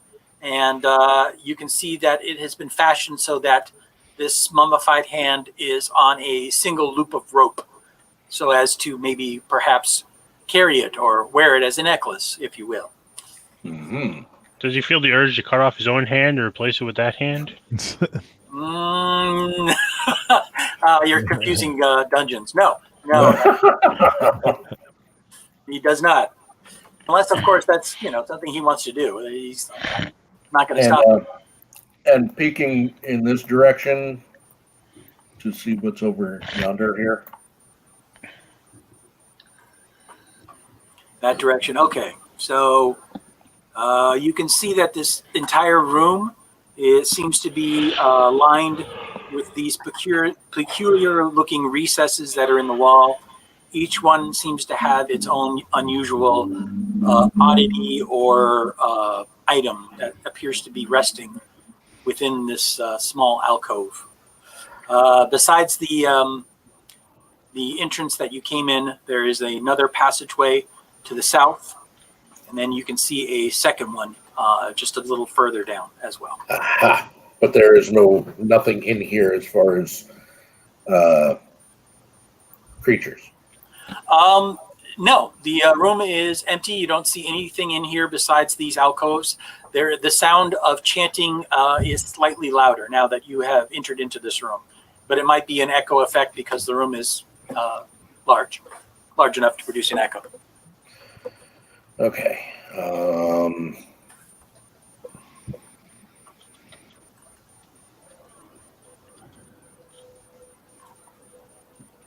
Okay. I want to say that there's something in here that we need to be aware of. But I don't think I've gone 60 feet yet. But sure, let's be stupid. I'm a paladin. Nothing happens when you enter the room. Okay.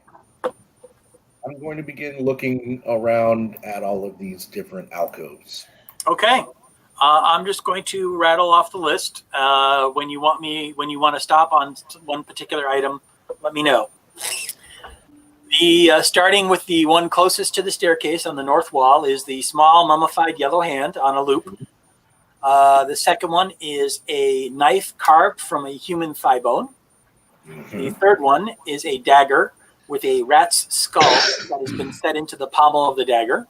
Mm-hmm. The fourth one is an 8-inch diameter varnished orb made from a creature's eye that you're not familiar with. It's definitely an eye of something. That's a big eye. Yes, it is. 8 inches. The next one, wow, I'm going to have to look this word up. An aspergillum. I believe. The thing with the that- holes that has holy water inside. Yeah. There you go. Yep. It is. It looks like it holds some kind of holy liquid, and it is also carved from human bone. The next one, which is we're now on the east wall, is a cloak that has been neatly folded, and once again looks like it has been stitched from human flesh. Awesome. Oh, I hate these people so much. The next alcove has a frog that has been skinned and dissected and wrapped around a rod or a piece of wood that is about 5 or 6 inches long. Okay, so the skin is wrapped around it, or the frog without the skin is wrapped around it? The frog's head is perched on the end of this rod, of this piece of wood, and then the skin itself, like its arms, have been wrapped several times around the rod itself. Wow. So kind of like almost like it's hugging it, but not really. Gotcha. The next one is has a bag, and the bag is filled with bat guano. Oh, fun. Stinky. The next one has a severed finger of a creature that does not look human. The finger appears to be attached to a steel chain, so it can be worn like a necklace. Collect the entire set. Yeah, right. The next one has a 6-inch tall wooden figurine of an intricate mummy with its arms crossed across its chest. The next one has an iron pendant adorned with the face of a devil in intricate detail. The next one has a shrunken, shriveled head of a halfling in a jar of mysterious liquid. But their heads are already small. Anyway. The jar has a cork top on it.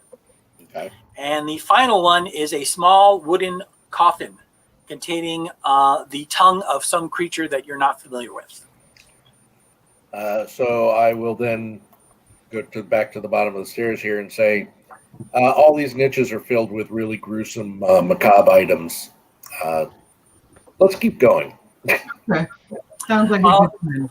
Now, normally, Julius, I would have you roll another sanity check, but you've already seen the human skin stuff. So the way I rule it is that once you've seen it once, your mind slowly starts to adapt and become accustomed to this. Sometimes I might make you roll again with advantage. This time around, I'm going to be nice. I'm not going to bother with the roll. I'm going to say that you're shaken, but it doesn't cause you to lose any additional sanity because you were kind of prepared to see something like that. You knew you weren't going to come across a bouquet of daisies. So. All right, so I'm not stirred. Okay, gotcha. Which passage seemed to have the chanting coming from it? The chanting, it's hard to say, actually. At this point, it sounds like they're coming from either chamber. From either hallway. Okay. I will wait there until everybody else enters the room. Okay. Let me know if anyone decides to pick up, examine, fondle, or pocket any of the items mentioned above. Nope. Nope, not at all. Are you sure? Oh, come on. Well, if I see the head, it's going in my bag. I was a little tempted. There's no way in hell I'm leaving that here. The small shrunken halfling head? Yeah, that thing's good. Actually, unfortunately, yes. Your eyes happen to fall upon it, and you do see a shrunken head of a halfling in a jar. Do you pick it up? Do you pick it up and take it with you? They will pay for this. All right. Get it later. It's not wieldy. You can fit it in a backpack or any other suitable. Is the lid sealed? Can I still fit it in the backpack with all the kids' bones? Unfortunately, no. At this point, you're going to have to sacrifice one or the other, or come back for it. I'll grab it on the way out. Okay.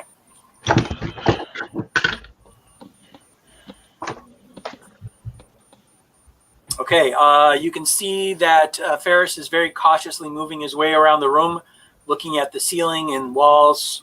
What are the rest of you guys doing?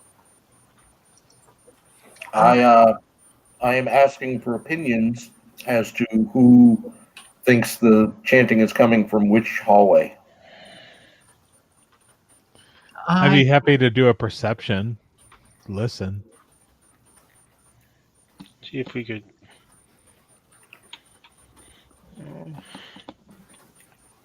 Just tell me where you're listening to. Yes. I guess I'll listen down. Well, I'm closest to this hallway, so I'll just come over here and listen. Unfortunately, it's really hard to discern which. You can't seem to make it out. It seems to be almost a stereo effect. It seems to be coming from equal area at the same time. Okay. So what you're saying is technically it could be coming from both. Yes. Great. So we can see this comes to a corner. What about this one? Well, when Julius, when you move over to that one, you can you do hear the sound of running water, and it sounds almost like a waterfall or something along those lines. You can hear water is dropping off of an edge, and you can see water falling over an edge down into a pool below. So it's like a pit. Super fun happy slide. Yes. So maybe skip that one and go down this one. Yeah. That seems reasonable. All right. When is anything in this house reasonable? We're only second level. We're stupid enough to fall for it. Yeah. let me get out my Speedo. You guys are no fun. You're not picking up any of the weird items, and you're not jumping blindly down a pit. Come on. That's only because my backpack is filled with dead kids. That's only because I just got almost killed by these freaking ghouls. Damn ghouls always hitting on you. I know, right? Don't they know that I'm already spoken for? My God has my hand. They just can't keep their hands off of you. Yeah.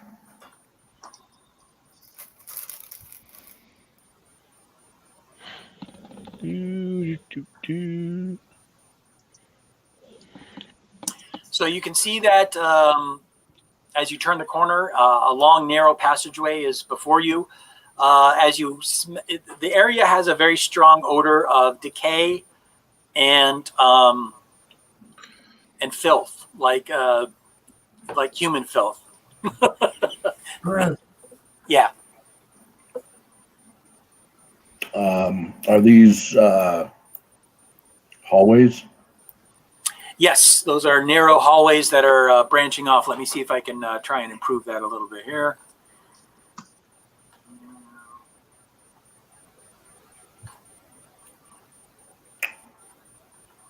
Crap on a crutch. I slowly begin moving down this hallway to see what's on either side. I kick who's ever in front of me to move.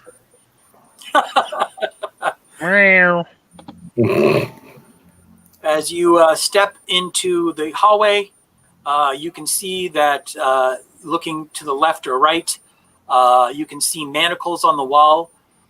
In both of these first two, there is nobody there. However, you can see, judging by the amount of blood on the walls, that these have been used. Little robot hands. Yeah, right? I was thinking they kind of looked a little like scorpion claws. Could be. Again, another two prison cells. Both of them are empty.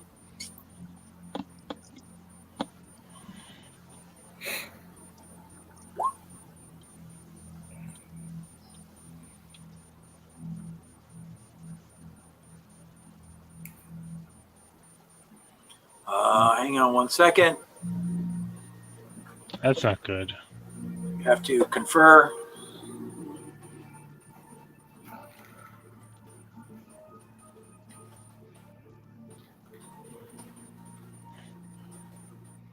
I'm also paying attention, by the way, as we go to try and see if I can figure out which direction the chanting is coming from.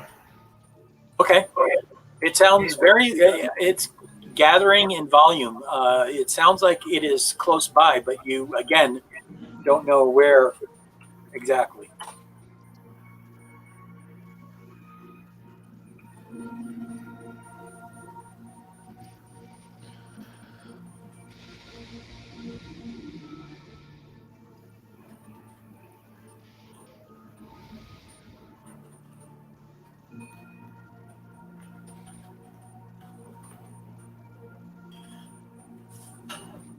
Greg, what looks like white mana symbols?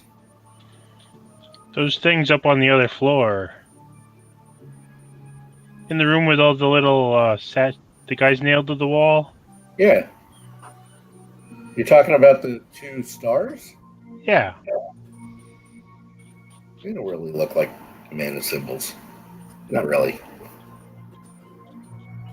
It's been a while. Yeah, me too. They look like they're supposed to be statues, which I think is what he described, isn't it? Yeah, but it was supposed to be the statue of a guy. Yeah, I don't know why there's a second one there. But anyway, we're not And there. I hope we never find out. I know, right?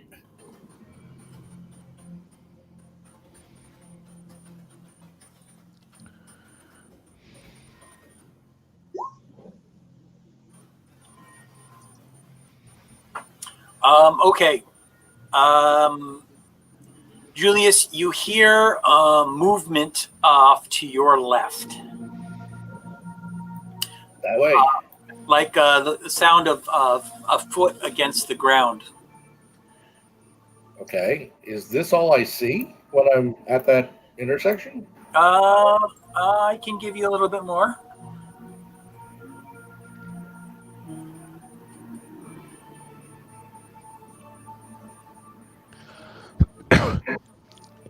It's a So when I hear that, I turn to Tex and I give him the shh. And I'll turn around and look at I guess that's Greepine behind me and go shh. And then, of course, she turns around and does it to Greg, and then Greg turns around and does it to Todd, and then Todd turns around and does it to the skeleton. And then I cue the Scooby-Doo music. Yes. So it's coming from this direction? Correct.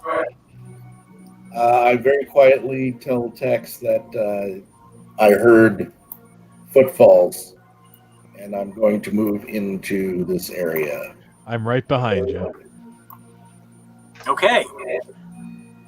Explosive rooms. No, wait, sorry, wrong game. Well, you know, then I could go to bed.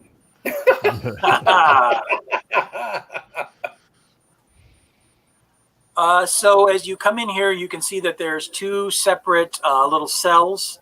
You can see somebody who is on the south wall, who is alive and is feebly struggling against the chains that he is manacled to. Yeah, screw that guy. What's in front of me? Is that a wall? That is a solid wall. Okay. And this is an open doorway leading in here? Yes. Sure, I'll fall for it. I'm going to go in and I'm going to check him. Okay. Basically, I'm going to check and see just how bad off he is. The smell that comes off of him is just overpowering. He just smells like a very filthy person. Probably hasn't bathed in a very long time. His hair is long and greasy and raggled. He has a rough, stubbly beard on his face. His eyes are gone. It looks like somebody has gouged his eyes out, and they've slowly healed over time. And he's missing a tongue. So all he can do is make a very slow, a very soft mumbling noise. Mm-hmm. He is looks like he's been starved nearly to death.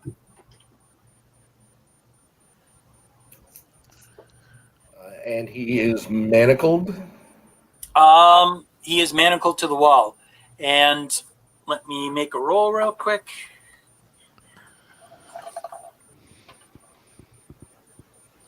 Okay, he seems to detect that there's something or someone in front of him, and he starts making more agitated noises and starts feebly pushing against his chains. I say very quietly to him, my friend, I will release you as soon as we know that it is safe, and I will give you some food. He seems to roll his head back and forth, almost as if he's shaking his head, and he continues to feebly push against his chains. Are you trying to tell me no? He suddenly stops moving and just kind of slumps forward, and it sounds like he's almost crying now.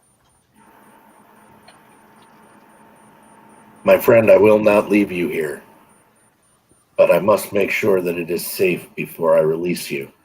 Okay. Well, the GM says okay. He just continues sobbing. Yeah, I kind of figured. And I will turn back around to the others, and I say there's nothing we can do at the moment. We must make sure it's safe before we can release him. And I guess I will move on. Mm-hmm. Okay.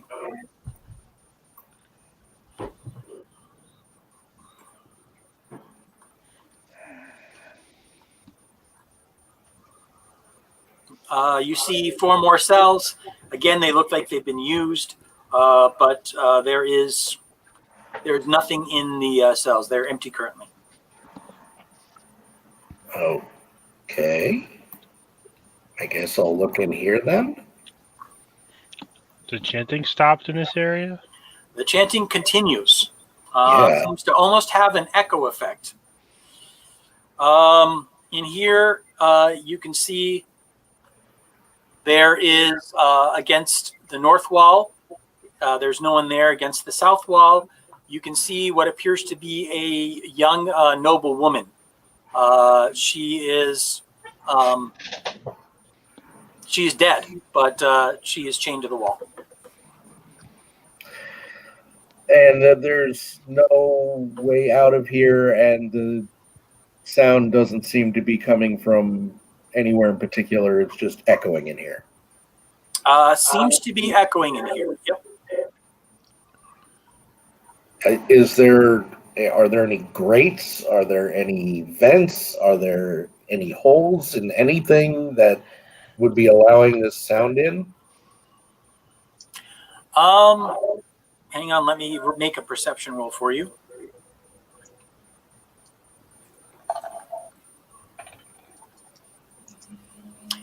It sounds like you don't see any of those things. Nothing that would give you suspicion that the sound is coming through that. But when you were standing next to that person you just found, the prisoner, yep, the sound seem to be coming loudest from that area. Time to check for secret doors. You didn't say anything about the body?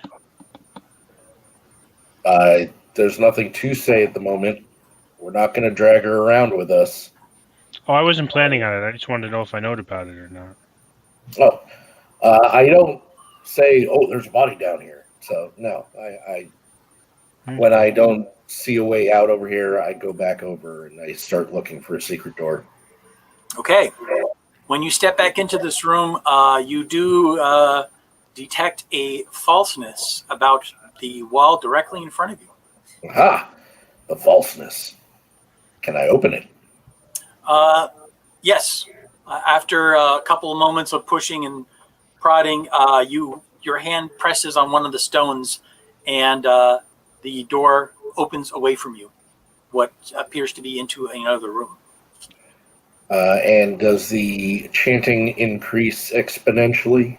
As soon as this door opens, yes, Yeah. it certainly does. Is there light inside? There is none. All right. I'm going to motion for everybody to stay back, Okay.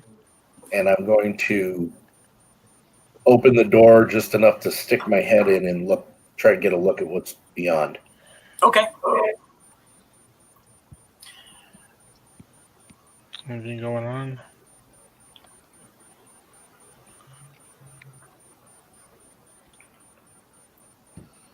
You can see for 60 feet, is that right?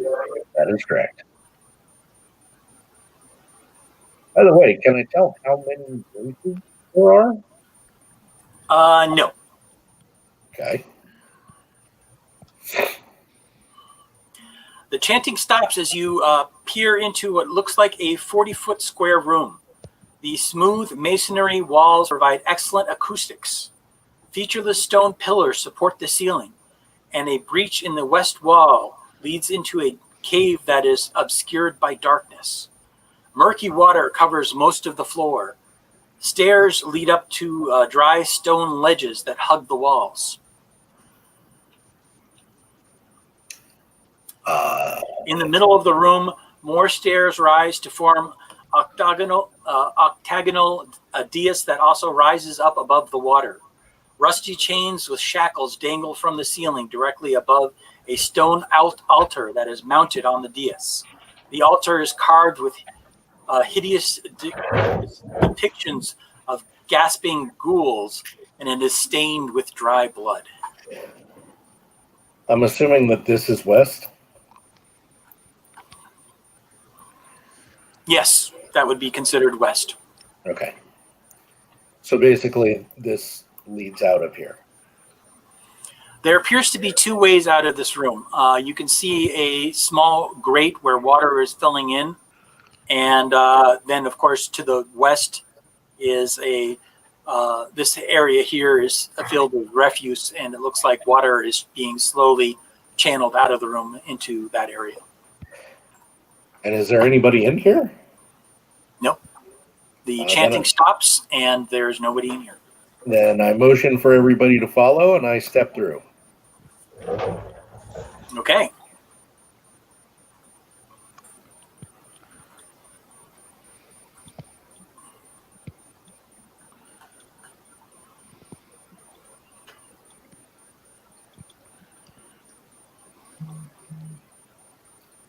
So I will move over here so that I can see what's down this exit. Okay. And with that, I think we're going to need to stop for this evening because this next encounter is probably going to take more than 15 minutes. Yep. So we'll go ahead and stop here for now, and we'll pick it up with what happens when you look into that room. All right. This is gonna die. That was awesome. I honestly thought we were gonna TPK when we hit those ghouls. Yeah. Yeah. That was a bit of a nail biter, wasn't it? Yeah, it was. Two hit points, man. 2 hit points. Yeah. They got 2 crits on you. That was a bit of bad luck on you. So. Jonathan is going boo. Sorry, Jonathan. At 12:15, we've learned our lesson. We don't start battle at 12:15. There's a story there. All right, but I want to thank everyone for watching. This has actually been fun, and I'm glad we've actually been kind of a spectator sport on alternate Friday nights. So that's cool. Remember, check us out on our Patreon if you haven't. Definitely we're here. I can't actually log into my Patreon for some reason, so I need to figure out how that all works. Obviously, you're watching us on YouTube. Please give us please subscribe or hit the bell so you know that we have something coming up. Facebook, give us a like, and definitely pick up our merch. And on behalf of the show and Mike, thank you so much for, again, another wonderful show. And we will see you all in 2 weeks. Thanks, everybody, Thanks, for watching. everybody. See you in Thanks, 2 weeks. everybody. Good night.